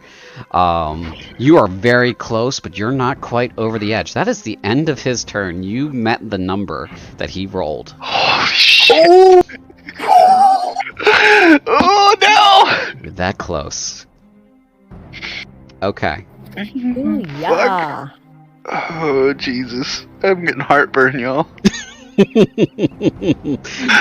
that is the end of his turn. It is now your turn, Dexter. Dude, pull the old alley-oop and drag his ass in.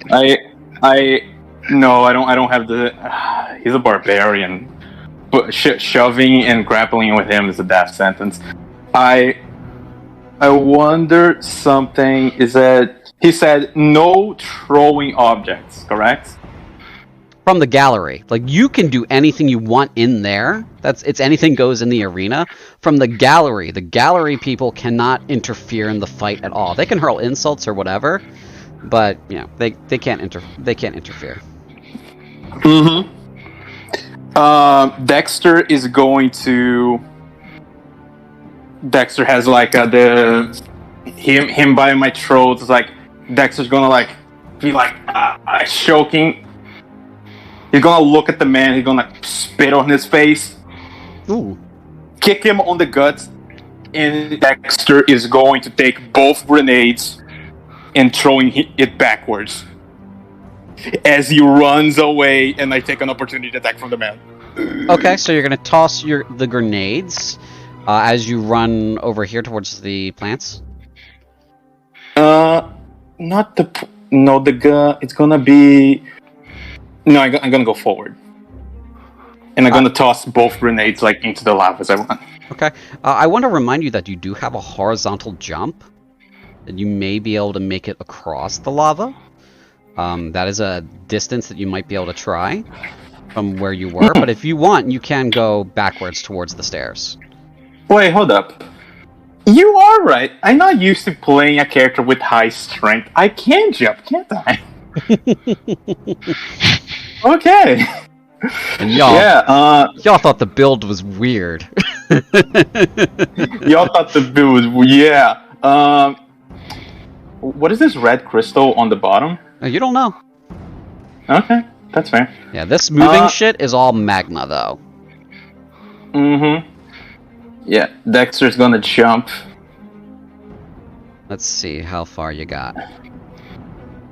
I think I have enough strength to jump across 15 feet. Okay, so...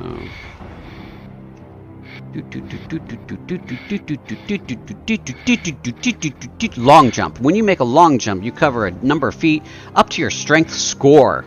If you move at least 10 feet on foot immediately before the jump. When you make a standing long jump, that's what this is. You can leap only half that distance. So 8 feet. Oh, okay. Hold on. You can so leap I'm here. 8 feet from there. So that's 10. So you could get to the edge. That would put you in range of, you know, you may fall in, you may not. Because that is, as you can see, that's not a full 10 feet to land. It's less than 10 feet to land. So you could give it a shot. And then you could continue your move. How about this? Would this be unacceptable? Between here and 8 feet, I think I should make it, right? Yeah. Yeah, so I'm just gonna go... jump here, clear this jump, and move here. After throwing my grenade here. Right. Yeah. Where specifically? Just drop them. Yeah, I just dropping like both grenades here. At his feet?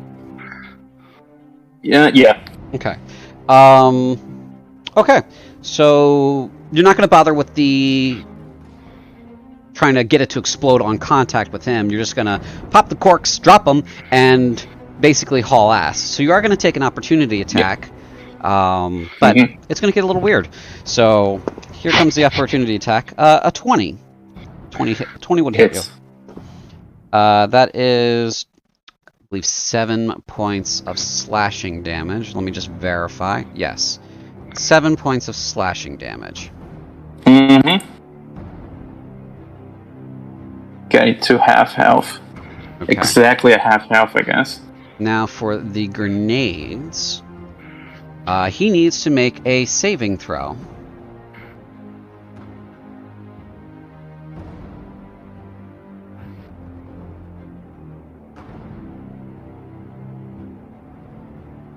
Alright, so from the explosion, when I hit the target takes 2d6 and 3d6 fire damage at the start of each of its turns. Okay, so that's worded a little clunky. I need to fix that later. So go ahead and roll 3d6, because this is splash only.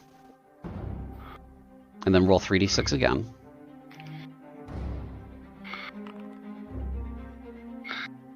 18. 18, okay.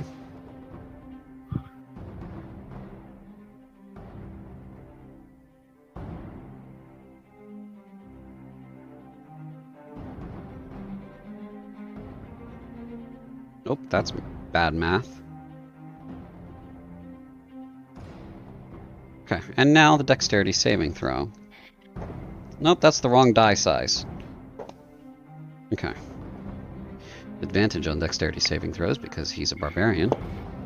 Okay, and he passes the dex save, so he is not on fire. Would he have to do 2 dexterity saves for the shoe bombs? It is 2 bombs, you're correct. He still passes. Dang it. Let's try. Sorry, buddy. Okay, so that's your grenades.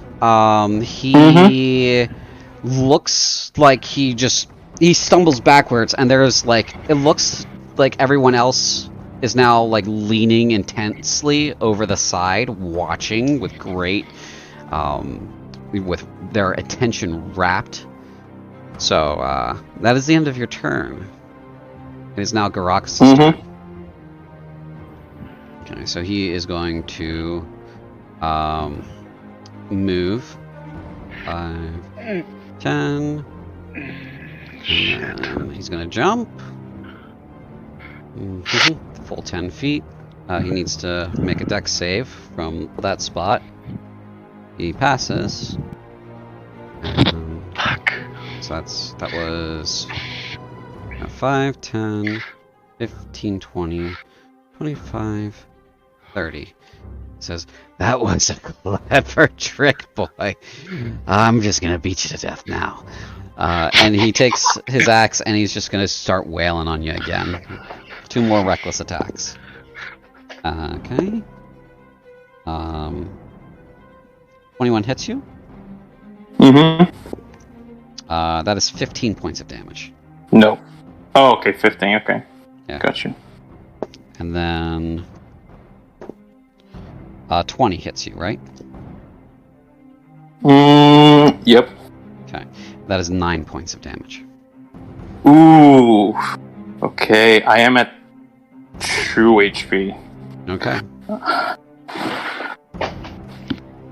Run him over here, dude. Ooh, okay. So how does it look? Make an insight check.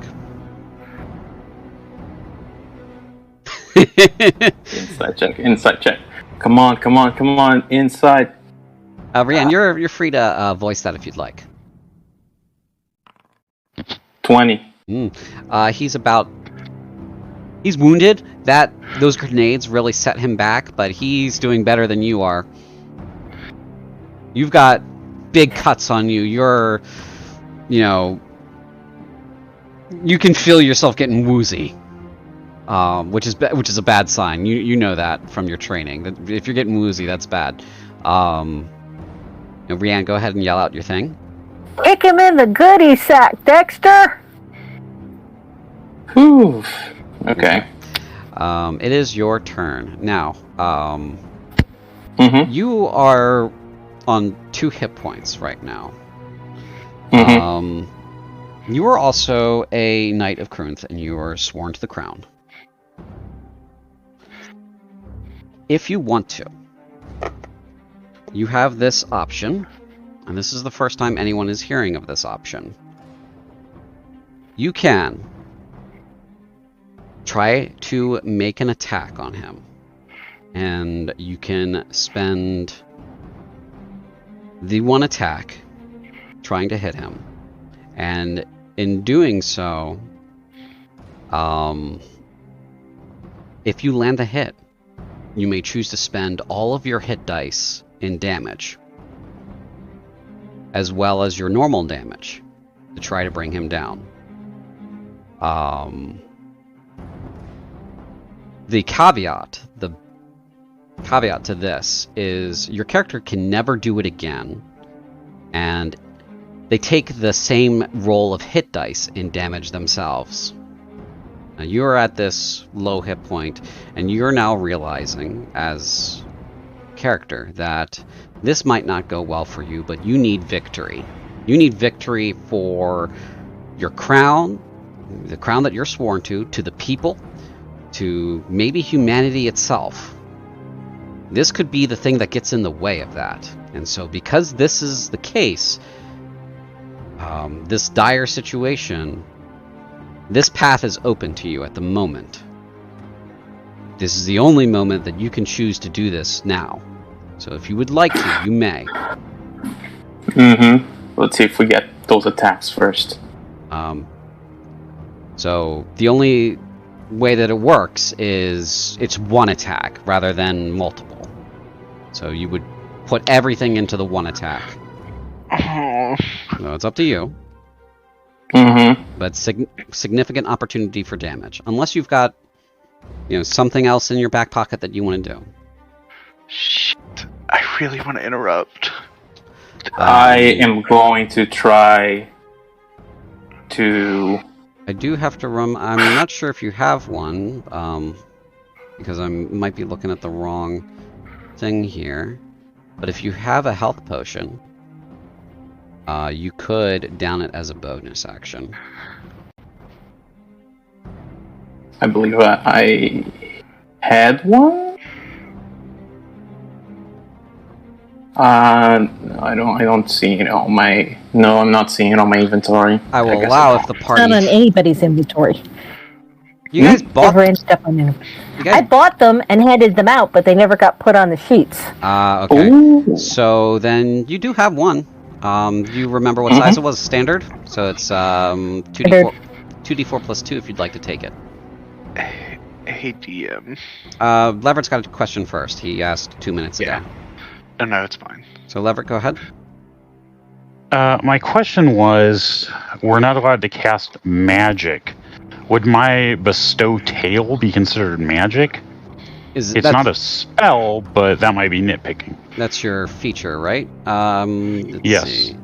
Bestow tale. You reach out to the spirits to tell their tale through you while you're holding your spiritual focus. Your bardic inspirational spirit. I will say that with a successful deception check, you could get this to look like you're just fucking praying. Okay. I will take that bet. Alright. And everyone's... Sorry, go ahead. So go ahead and execute that if you're going to take that bet. And Allegra, what is it that you wanted to do? Oh God. Okay, I have a clarification since he's too far for my chronology stuff. The spell Tasha's Mind Whip specifically says I psychically lash out at one creature within range. Is this more of like I give him a very shitty headache kind of thing? Like there's no real visual component to it. It's more like I say some magic words and his head starts like pounding? Or is there a visual component from me when I do this? There's a verbal component, and it would be an incantation. And there are, as you're aware now, members of the tribes that are among you that can cast magic and that they would know what you're doing. Alright, then that... You can't sleight of hand a verbal component. So. Right, so then that brings me to... Hang on, there's another one I have. which is Mind Spike, but that doesn't save him. Which is the same thing. I reach into the mind of a creature within range. Oh, he's too far. He's too far for that. Shit, dude. Yeah, Mind Spike's range is 60. Yeah, 60 feet. Yeah, he's too far for that. Shit. And you'd have to pass a sleight of hand for that. That's somatic, so. I know, which is... Fuck. I'm really running out of options to try and help him. So Leverett, it just looks like you're praying, so you can go ahead and execute your feat.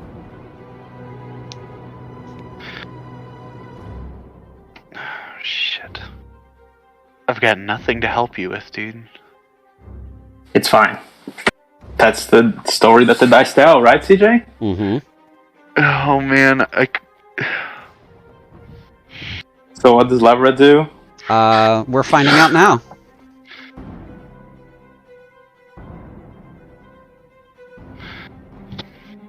There, Leverett. Go ahead. So, Tale of the Runaway, right? You're muted, buddy.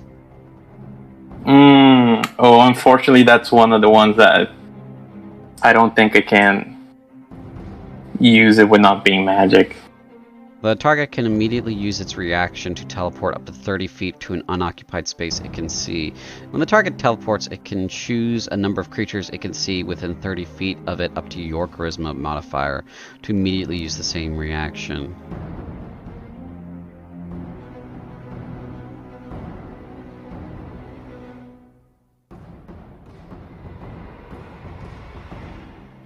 Could I let him reroll with my Chronergy? No, because I don't really know he's doing anything. No, you don't. Okay, Well, so I'm wondering because... Go ahead. I'm sorry. Go ahead. I was just going to say, the impression I got was the onlookers theoretically weren't supposed to be casting spells and stuff, but you could use magic you had if you were fighting. Right. So, with your deception check, it might look like Dexter can teleport. So, I mean, if he's the target, he can teleport 30 feet away. I think is exactly what it says. And he can, not that he would, but he could teleport himself 30 feet away. Let's see. Choose number of creatures within. Okay. Oh, fudge. Hold on. Tale of the Runaway. You can use your reaction right now to teleport 30 feet to an unoccupied space that you can see. When you teleport, you can choose a number of creatures that you can see within 30 feet of you, up to his charisma modifier, minimum of 0, to immediately use the same reaction. So listen to the words I'm saying, Tau. The target can immediately use its reaction to teleport. The target is you, up to 30 feet to an unoccupied space it can see. When the target teleports, it can choose a number of creatures. The target can choose a number of creatures it can see within 30 feet of it, up to your charisma modifier, your being Leverett's, with a minimum of 0, to immediately use the same reaction. As he's executing this, you feel something whisper in your ear. Why don't you just shunt yourself right over here so that you're standing safely and he's in the lava?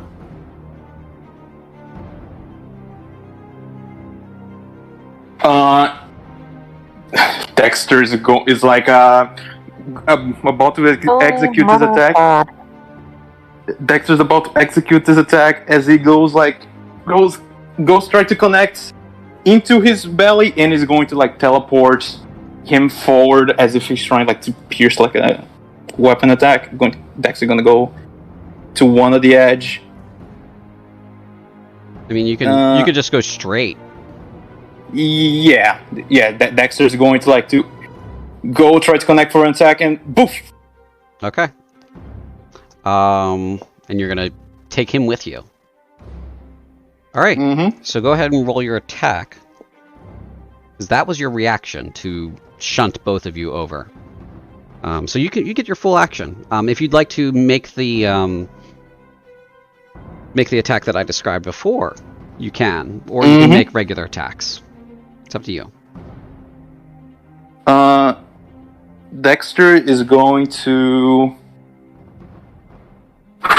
I'm gonna go all or nothing on this. Okay. So let me just see the effect of another spell. This is exciting. Oh boy. Okay. Nerve-wracking is what it is. 3 out of 10 viewers have peed their pants. Oh boy. Oh boy. I'm gonna hit them with the bonus action for Hunter's Mark. Ooh, Okay. good choice. Hunter's Mark. Because I'm gonna be honest with you, I really thought it was like nobody could like this was like a normal duo. Like when they said no spells, no hurling thing, I was like, oh, just attack for me. Okay, this is bad. I didn't know I could have done that. Okay, well, yep. You know, Dexter might have, you know, Yeah. misconstrued it. Yep. No retconning this. Mm-hmm. So he's Hunter's This Mark. man is Hunter's marked. All right. And yeah, let's go. And I get the thing for what is it? I get something for bardic inspiration from the man from Leverett. You've used the D6 already. Oh, I thought it was his new ability. Okay, so let's go. Does he fall in the lava first of all? Well, we'll find out once you make your attack. Mm-hmm. Okay. A critical hit. What? Okay. Okay. Ah! Okay, CJ. Yeah. Okay. Let's roll the damage first. Okay, so it's all my hit dice. So it's Well, 68. no, hold on. If you'd like to, you can roll your regular damage first, right? And so you got your longsword attack, right? No, you know what, CJ? This here is Dexter's turning moment. Okay. This is where his redemption comes. This is where I'm gonna dish all the damage. You want to spend it all? Go ahead and spend it all. So, yes. My sir. Yes. Roll your regular weapon attack damage. Roll all of your hit dice. And then double the value of those dice. Roll your Hunter's Mark, double that. And we'll see where this goes. I forgot. Do you, in your games, do you like for me to roll 2 dice, or do you like to roll 1 dice and then you double it? Roll the 1 dice and then double it. Okay, so it's gonna be this one. Oh boy. Oh, shit. Plus this one. This is my weapon attack. We knocked the 5.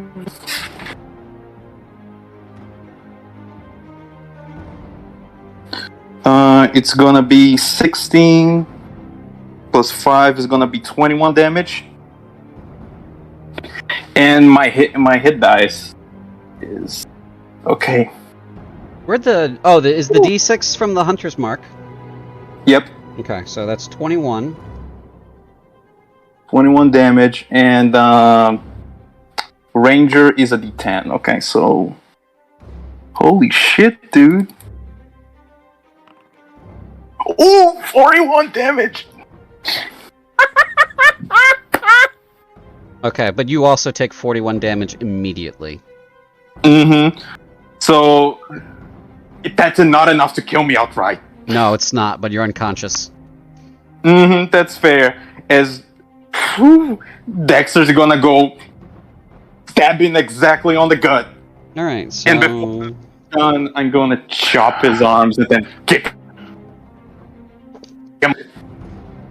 Okay.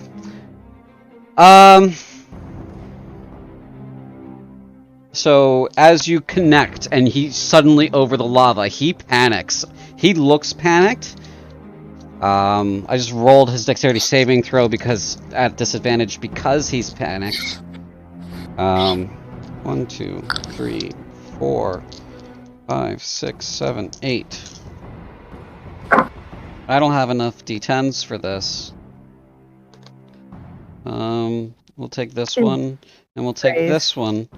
Okay. And your sword connects, drive it deep into his chest, and and you immediately pass out. You know, your sword is stuck in his chest, but you're on the ground, and he staggers backwards, falls into the magma, and takes an additional 5.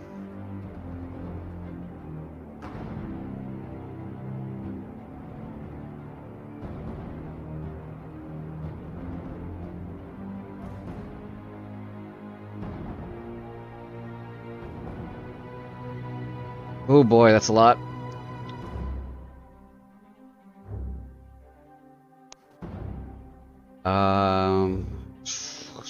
Oh.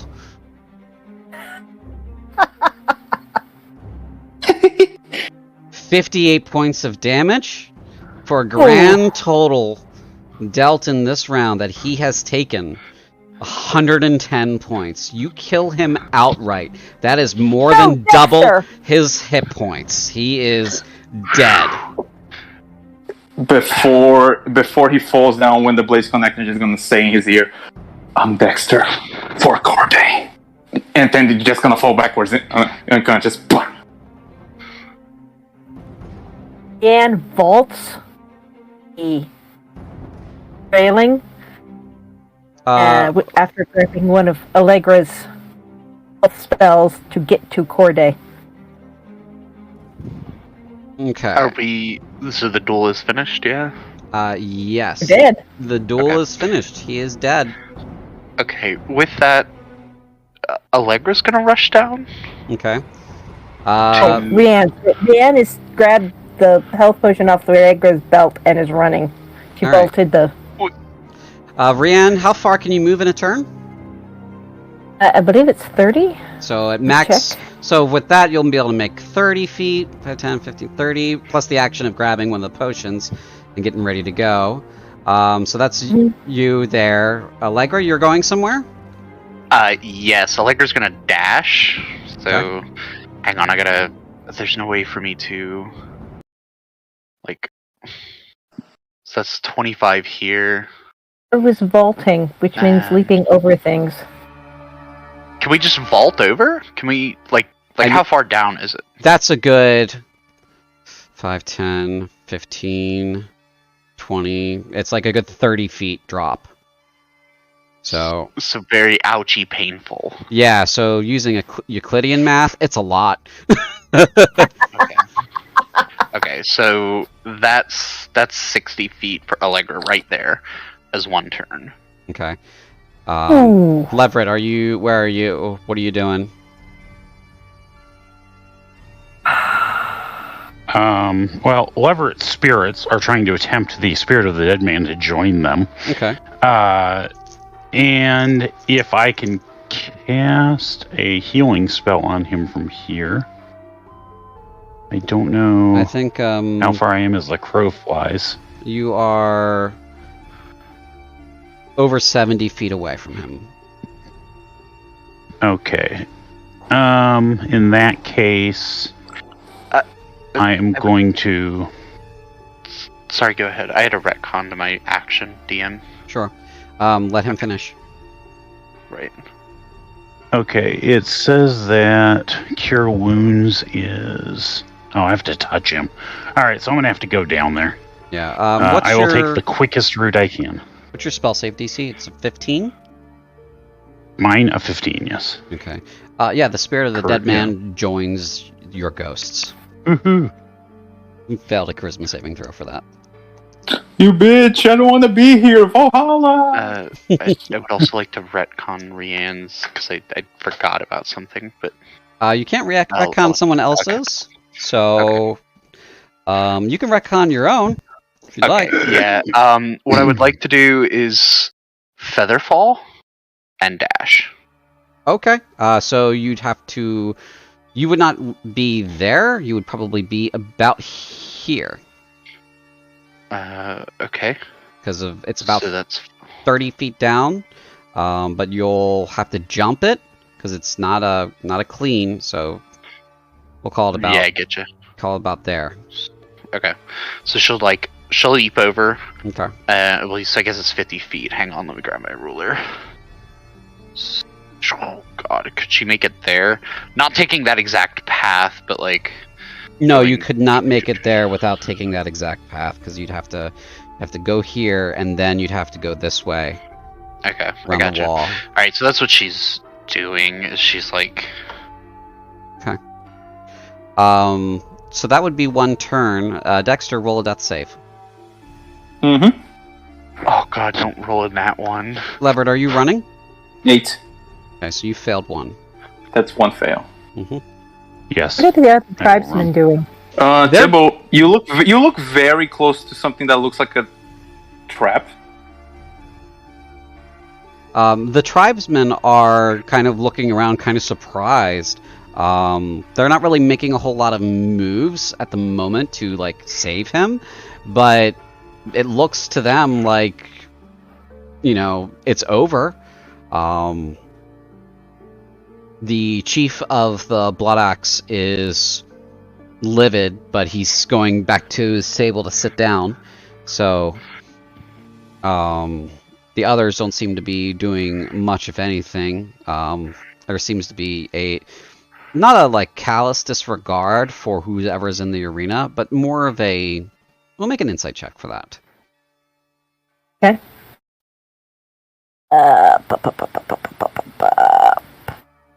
Get back up here. I love how the D&D, at least overlay on my end, has not synced since the start. So it still looks like Dexter has all of his hit points. Oh, I more so enjoyed the like yellow overlay face on the token. Oh yeah. Normal.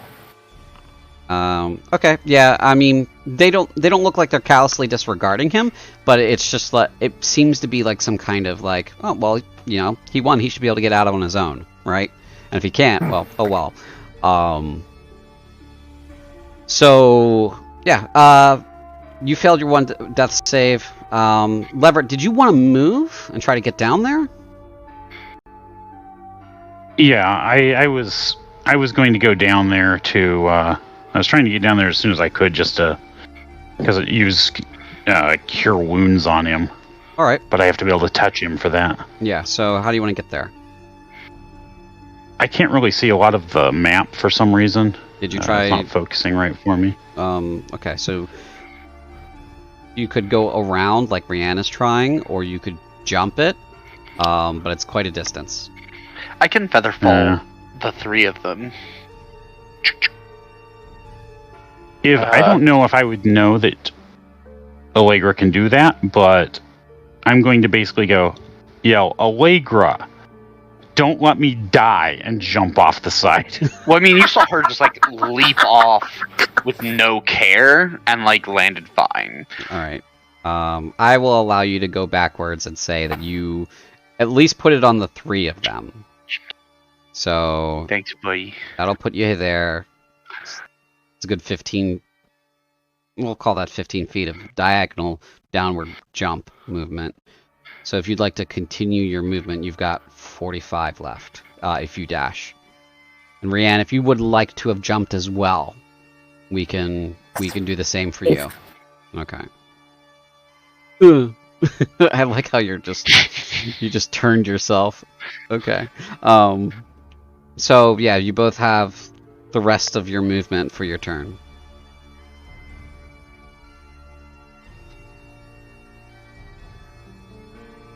You having trouble? Sure. You having trouble moving? Yes. Where you want to go? Put The your stupid. right there. Over here. That's okay. That takes you to 40, I can't. 50, Okay. 45, 50, 55, She- 60. She got the healing potion, right? I mean, yeah, she's got one. Okay. Leverett, why are you still sideways? You flipping, bro? He flipped himself, I thought. Okay. No cap. Next turn.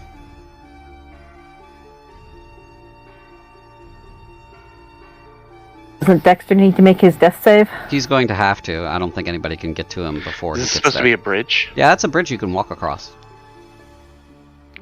What does it entail? Jumping? You can, if you're running, you can jump the total of your strength score horizontally. The total of my strength So score. if you have a strength score of 20, so long as you move 10 feet first, you can jump 20 additional feet. Oh, shit. Which is ludicrous, but that's how it works. Wow, how'd you get over there so fast, Leverett? Speed. I just kept moving. That's where I'm heading. I'm not sure how long it's going to take me to actually get there. Okay, so if you take a full turn, you were standing next to her. So 30, and then 30, you'd be here, so that would be one turn, and then he would have had to make a death save already. Yeah. So by the time you get there, he's made a second death save. So, Okay. by the time any of you get there, he's made a second death save. Well, So hang Dex- on. Would I have advantage on the leap with Featherfall? It's not a roll. It's just a flat number. The only time that you would need to roll is if you land on a square that's not fully, fully like brick.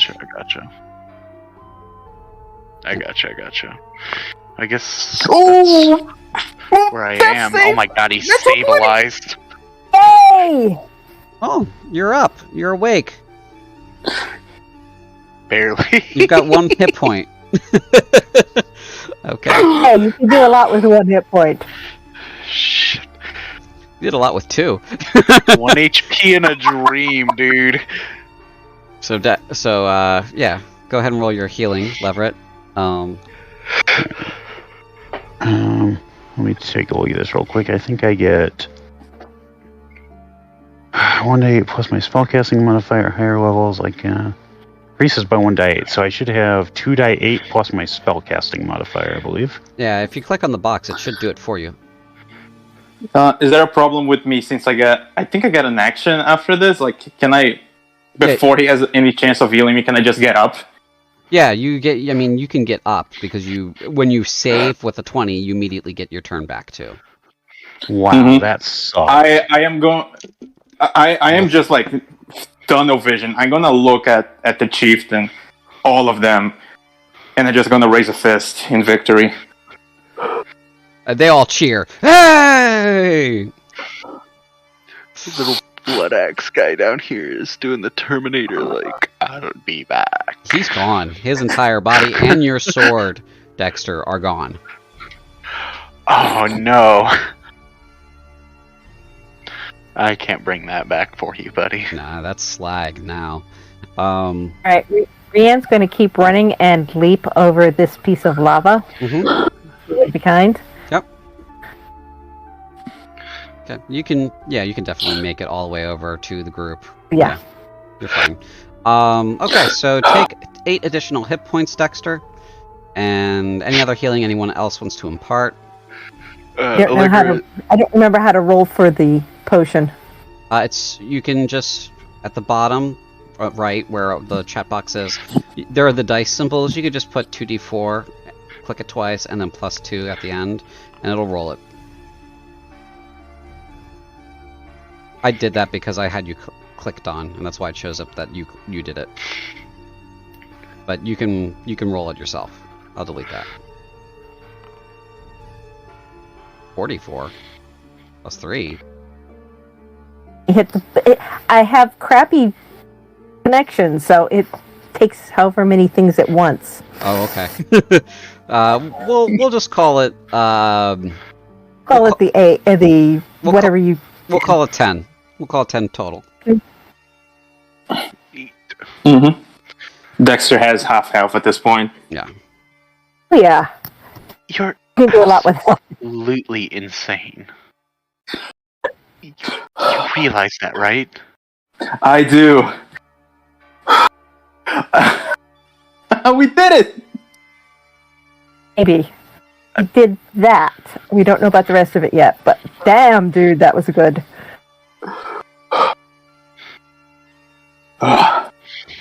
Okay, I'm a little bit lightheaded, and since everybody's here, I know I didn't die. Okay. That much.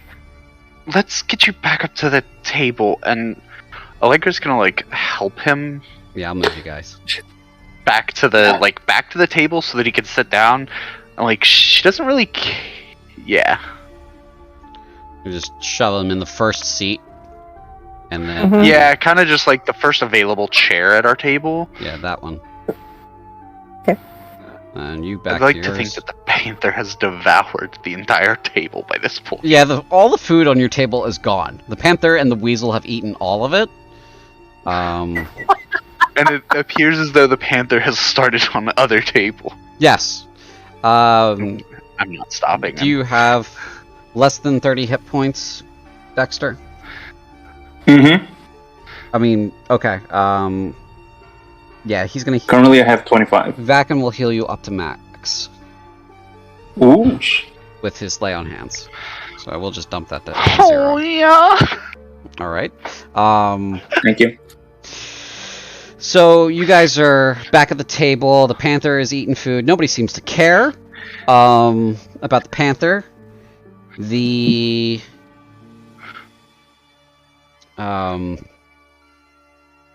chieftain of the Grossjäger comes over and says, "So, you guys have papers?"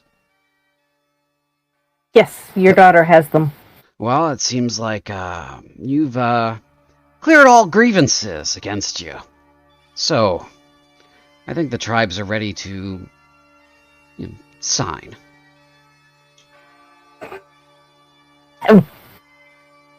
Allegra will produce pen and ink. Okay. What were you going to say, Rianne? Rianne's going, okay, that went better than I thought it would. Dexter's gonna raise a cup and wink at Rianne. But the axe just, he winces from a little bit of the remaining pain. You're in a bad way. You got healed to full, but you're still in a bad way. Does healing magic cure, like, scars? No, it does not. Mm-hmm. I imagine that Dexter now has, like, a nice, like, gash, like, across, like, starting at the forehead, going up to one of his cheeks from, like, the great axe. Yeah. For in Cruinthe, in the magic in Valgast, healing magic will, like, restore and knit you back together, but it's not meant, like, from a first aid standpoint, to, like, heal you completely. You're still left with injury. Like, if you turn the wrong way, you could still split those freshly regenerated cells open, right? So you're being held together by the gossamer of the universe, and that shit is volatile. So, you want to not fuck around, because you're going to find out. I'm going to add some alcohol to this. Okay. So, unless there's anything immediate, the tribes will sign the treaties, various treaties, and basically ally themselves with Cruinthe. Wow. Somehow. I cannot believe we pulled that off. Don't say it just yet. We gotta take this back to the princess, y'all. You do. So, how long would you like to stay in the Grossjäger village? Because the Folkmoot's over, you can stay as long as you need to recover, and then you're more or less expected to leave. But you do have, because of the pacts, you do have, the ability to travel freely without harassment and whatnot. You should at least stay a day, because someone needs to rest. Isn't he? Hey, definitely at least long enough to have a long rest and hand out all the rest of our gifts. Okay. Does that sound good for everyone? Fireworks, dude. During the party, Dexter, a little bit drunk, he's gonna try to share a drink with the chieftain of the Blood Axe after he was a little bit cranky after the last fight. Okay, go ahead and roll a persuasion check. I want to see this man like fucking Do kidney I punch get you? an advantage for proving my worth? Not an advantage, but you do get a DC adjustment on my end. Okay. 11. Can I chronology that? Sure. Let's go ahead and re-roll it, buddy. But you gotta take the re-roll. Okay. I don't... 13 for my -2 is not that... Well, I guess I don't have a choice on this. Oof. Dibble! The Blood Axe... Oh wait, no, sorry. I can do this after we see whether it succeeds or fails. Okay. Okay, well, I was going to say the first time it would fail, so it... Oh, okay. So it just fails worse this time. So it still fails. I'm still doing it. He still fails, but worse. Yeah. The Grossjäger, the Blood Axe Chieftain, doesn't even want to... Like, you approach him, and he turns around and walks the other way. Ooh. Some hurt feelings there. Did they sign the treaty? Yes, they did. Okay. Well, that's the important thing. Allegra, like, pat him on the back. Dexter on the back?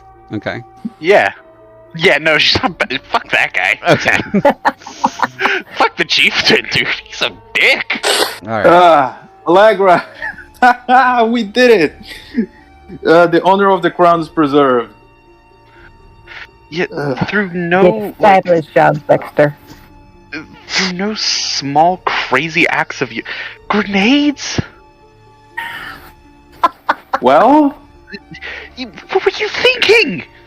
I was thinking that if we're supposed to come with diplomacy, we're supposed to show why we're good allies. And what better way than our superior technology? And what if you had fumbled one of them? Then I would have died, and I would not be here. Uh-huh. We had this argument, Allegra. Don't worry about it. It's how we roll.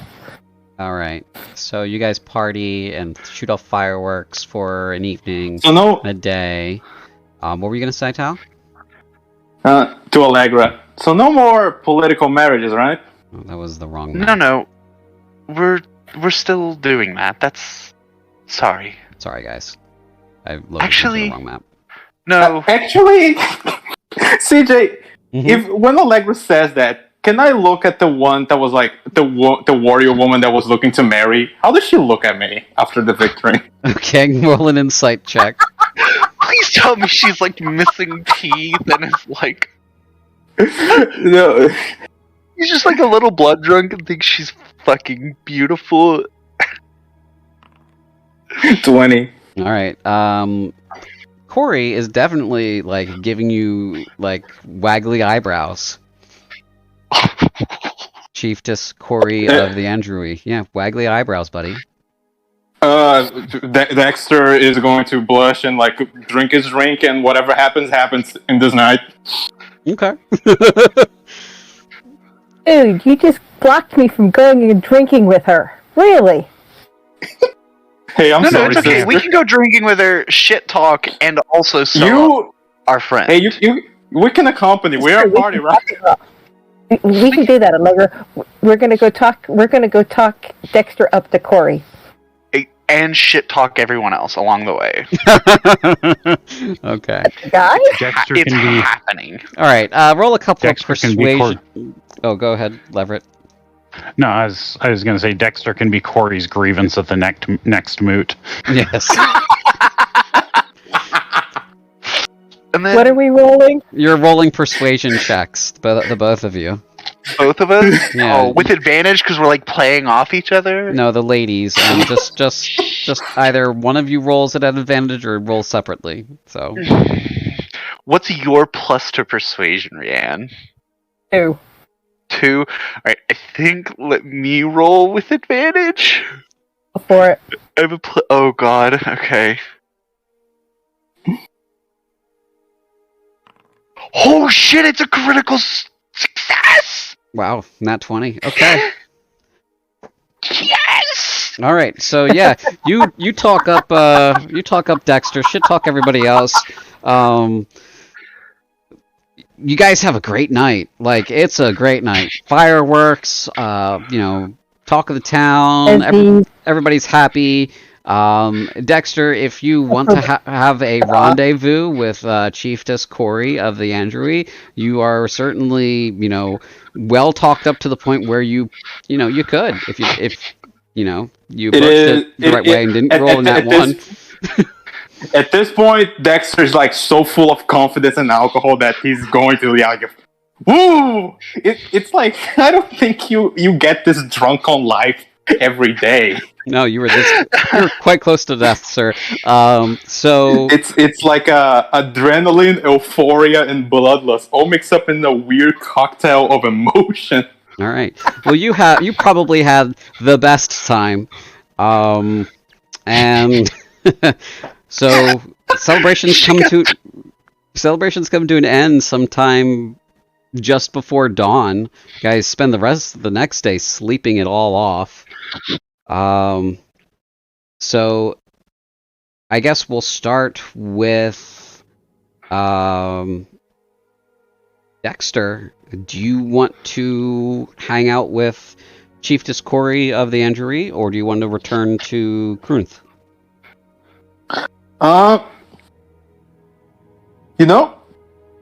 I will return to the princess to report my job, but I assure her that I will return as soon as I can. Okay. Fuck. Okay. That's pretty good. That's pretty good. Let me grab my notebook there. Okay. Dad in his sleep. That is perfect. All right. Mwah. Tim, you did great. The Great job. 13th of Jesus. Holy shit! I cannot believe I got a natural 20 on the last attack and a natural 20 to wake up. God, dude, that was so fucking clutch. All right. So That you was promise epic. to return to Chiefess Corey of the Andrewy after your mission is complete. Okay. So that's what you want to do. Is your intention to like settle down with her, or is it to just like go on adventures and then return to her here and there, that kind of deal? What's your long game for since we got let's say for let's see, when does Darthak rise? For the next 3 years, what are you doing? So after we returning, did we become barons and baronesses? Yes, you are technically gifted a parcel of land within the Crown lands that grants you, the rank of baron, the title of baron. This is your personal title, so your father can't take it from you because he is not your liege lord for that title. And so your direct liege is the Crown of Cruinthe for that title. So you are a direct vassal of the monarchy. Now, you were also paid the handsome sum of money you were owed, which is quite a lot of money. So those things are gifted to you. So you're given, your title, the land, and the money. So for all 4 tasks were completed, you were given the rank of Baron, and 4,000 writs. What happens to me that I was a simple corporal, a noble one, but still a corporal now that I'm a baron? What does that mean for my career in the army? Am I just like taken out of it, or am I promoted? No, you have a chance at officer school if you'd like it. What Dexter wants to do is now trying to overcome his past traumas, and like with a new found confidence in life, Dexter's going to go into officer school, crush the exams, and try to ask for the monarch to be a knight of the Cruinthe in charge of being in the tribes and like oversee like the things that go there, like try to be like a liaison. Is that the word? Yeah, or like military diplomat liaison. Yeah. Mm-hmm. Okay. And do a political marriage, which is not political if you have some feelings with the chieftain. Okay, so you want to go ahead and get hitched in that time frame. So get hitched with the chiefess. And Kori is spelled Korii. Which that makes her a landed noble as well. So she is now a landed noble. And then It would make her a baroness. Correct. And that also you are taking the position of, because this is totally reasonable due to your, new marriage, of military liaison for the Darthak tribe of the Anduri.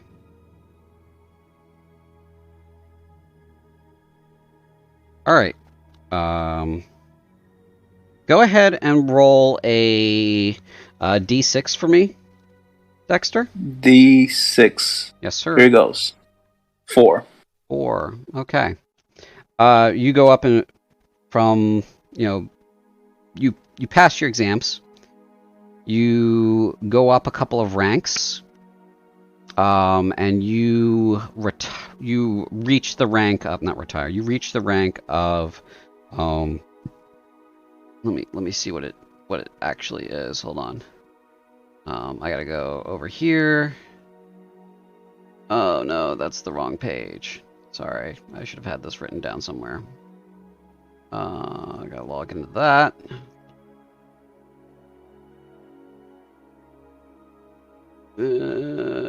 Why is this so hard to get to?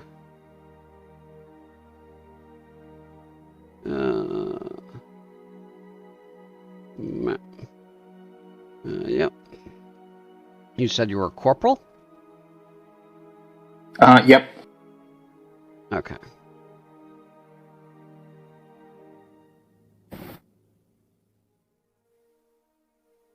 Alright, so we'll call that bronze. You're a bronze knight as of 1047. As of the year 1047. Okay, so that's your 3 years. Yeah, writs are gold. Okay. So it takes you guys about 3 weeks to return to the 1, 2, 3. So that'll take you out to the beginning of Satyros. 1, 2, 3. So that is on a Wednesday. Oops. Okay. So this is the day you return. And add new note. 30. Darthak Rising. End. Okay. Party returns. Party returns. Hopefully. Okay. Satyros is in the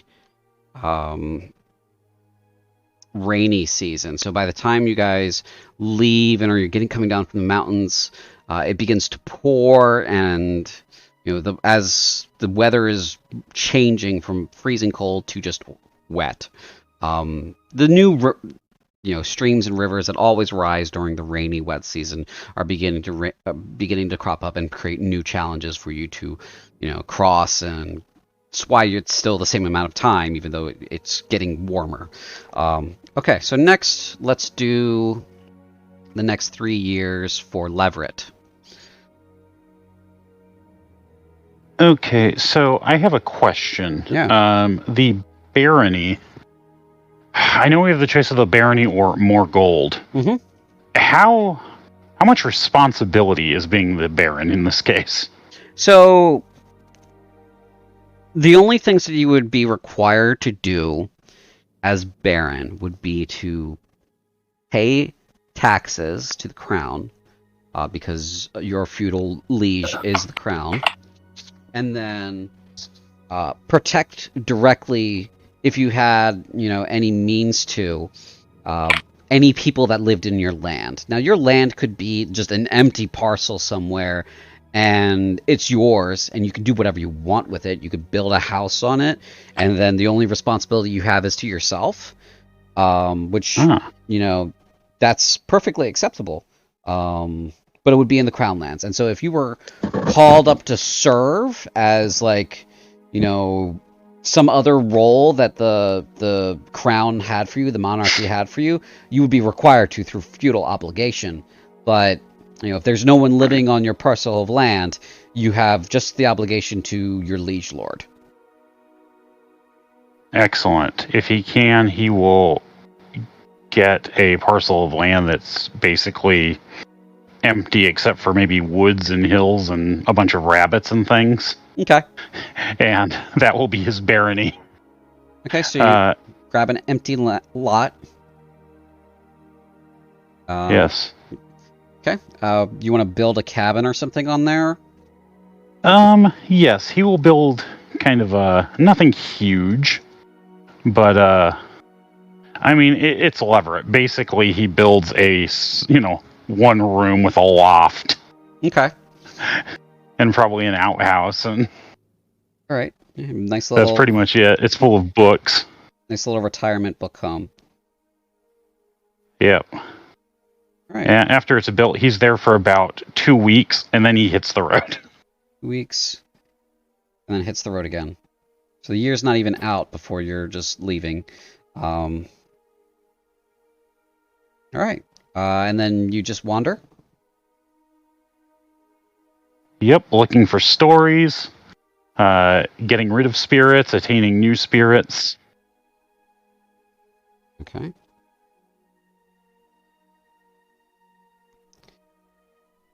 All right. So, how far do you leave Cruinthe in your travels, or do you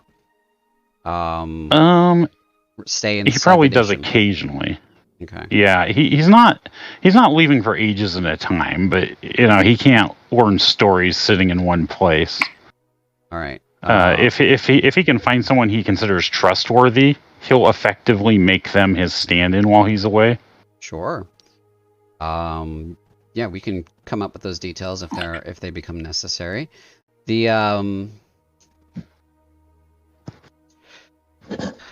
Okay, so traveling outside of Cruinthe is difficult because by the time that this series of events happens, the nation of Valankal is under attack by some unknown entity. It's one of the reasons why you were tapped to do this diplomatic mission. Depending on how long you're outside of the country, will have impact. So how long do you plan on being outside the country when you do leave?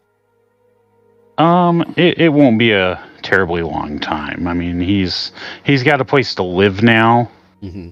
So generally, I'm thinking he makes forays from time to time, learns some new stories, spreads some stories. Okay. And then, comes back, rests, Yeah, rates them down. Roll a D100 for me. Ooh, okay. Unexpected. I hope 58 is good. Okay. You have a close call in Valankal. Some people that you were traveling with temporarily, they were on their way out of the country, and you were kind of guiding them a little bit, just for some pocket cash, and also just to pick up their stories. And you guys got waylaid on the road by demons. It was bad. Most of the group died. You were left with a couple of people who you helped get into the country. 4 of them in total. By the time that you guys got north of the border, and into more protected lands. 2 of them had perished from their wounds, infection, and such. Something from the demon's attacks killed them as well. You were left with just a couple of other refugees, and you brought them to the southern, well-defended city of Helcorth, and that's where you guys parted ways. You don't know what happened to them afterwards, but by the time 1047 rolls around, you know that whatever fiendish force has been attacking Valencal has left that entire country destroyed, and there's no heading south of the border now. It's too dangerous. And even probably just north of the border in Cruinthe is probably too dangerous now too. So, with that, you probably, your life is your own. You can do what you want with it, what you will. But that's where you're left at that point. You're leaving the southern city of Helcorth when 1047 rolls around. Got it. Okay. Rianne. Anne would like to hold her statements until she finds out what her cousin is doing. Oh, okay. Demons on.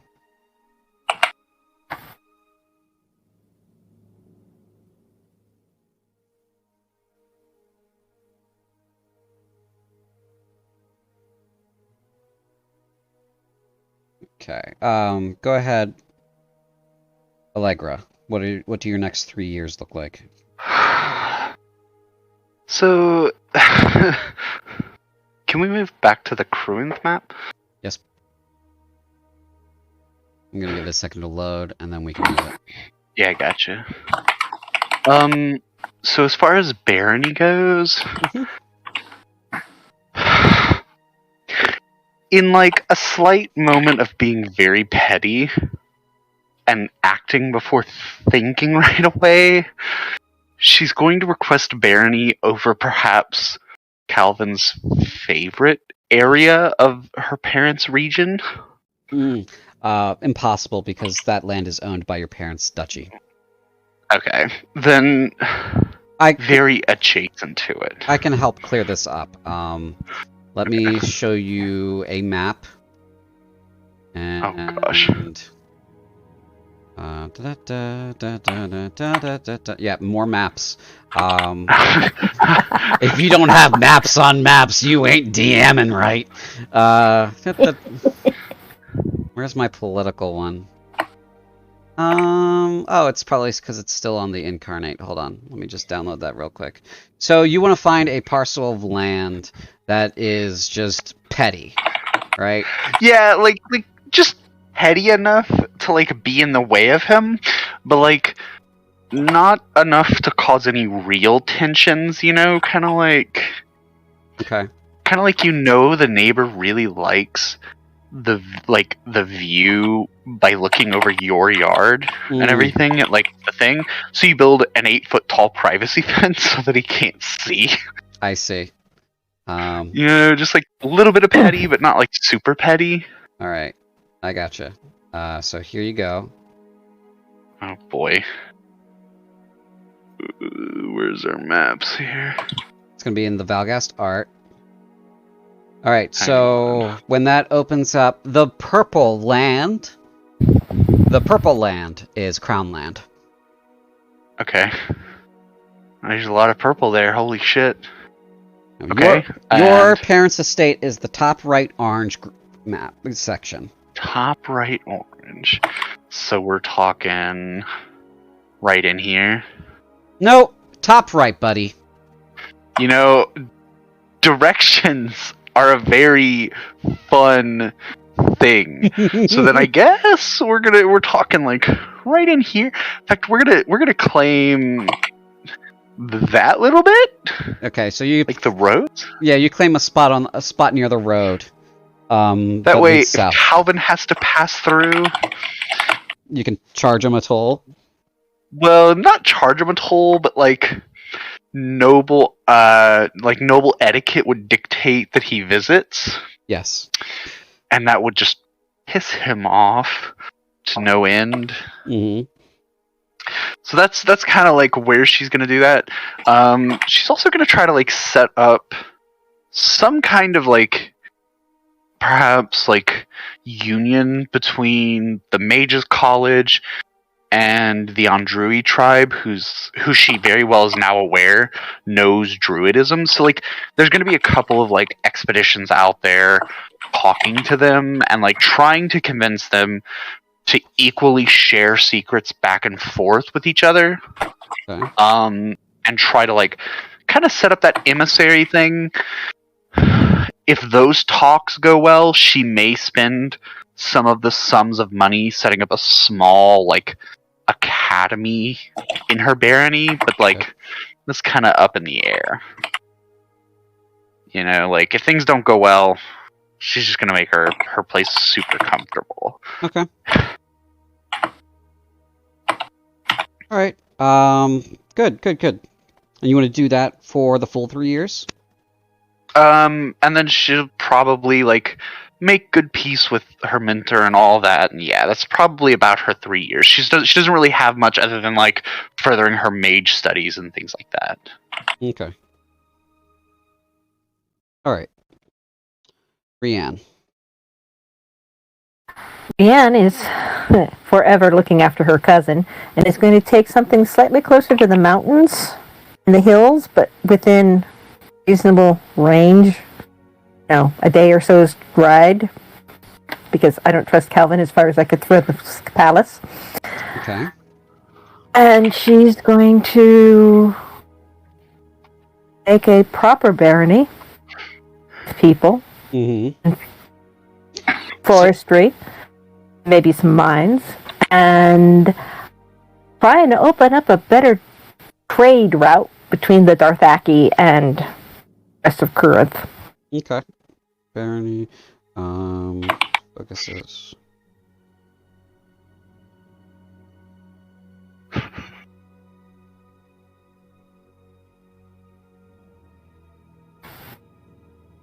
Zri will always look after Allie. Sometimes though. Sometimes, though. Sometimes you have to let her suffer the consequences of her mistakes. All right. Oh, she's not going to be able to pick her up all the time, but, you know, the cavalry coming over the hill, yeah, that's her. All right. If that's all you wanted to accomplish, anything else? Pretty much. Yeah, no, that's, well, actually, maybe find a nice guy. She's a baroness now. She has property and people that need taking care of in the future, and she is, well, mortal all the same. Sure. Yeah, we can discuss what your character finds in at a later point, and what they and who they plan to settle down with. So. And that's what Anne does. All right. Yeah, after all, she's 357. I'm aiming. Gotta put down roots sometime. Yeah, maybe now. Maybe now's the time. Okay, I get that. I can get that. All right. Anything else? Other than rubbing her title in Calvin's face, no. Okay. Well, he will be a duke soon, and he reminds you at every opportunity. But yes. So I'm not his vassal. You're not. So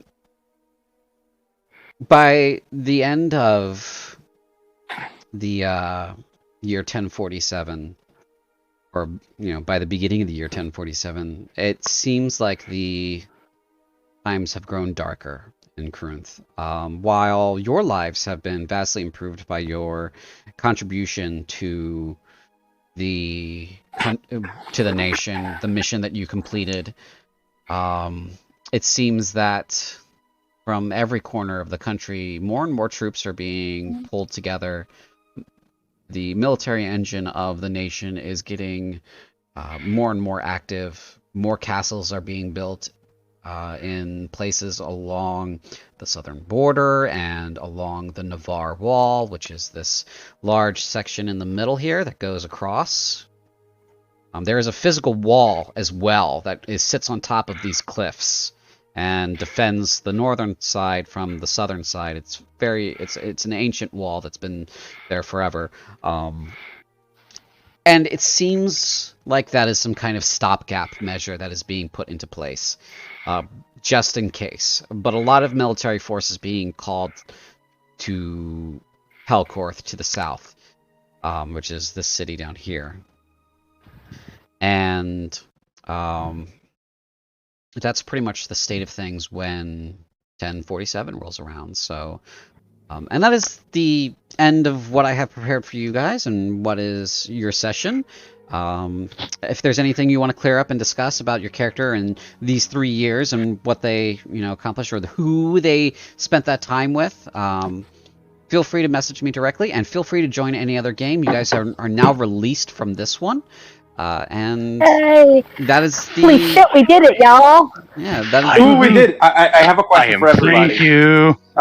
I have a question for everybody. Does the party still maintain contact? Because Dexter will send letters to everybody because he's really happy about this. Oh, hell yes. Visits I in the summer? imagine- Yeah, that's it. I imagine there are visits between Allegra and like the tribe, and it's like a very awkward like, oh, you're here still. It's like she sees you and she just walks faster. Like, All right. Yeah. What? Still the chieftain. Yes, I'm still here. All right. So that'll be the end of our session. Everyone have a good night. Thanks for coming out. Thank you for following if you followed. Thank you for watching if you watched. I hope you have a wonderful time. Come back to our channel and see what we're up to. And goodbye and good night. Bye.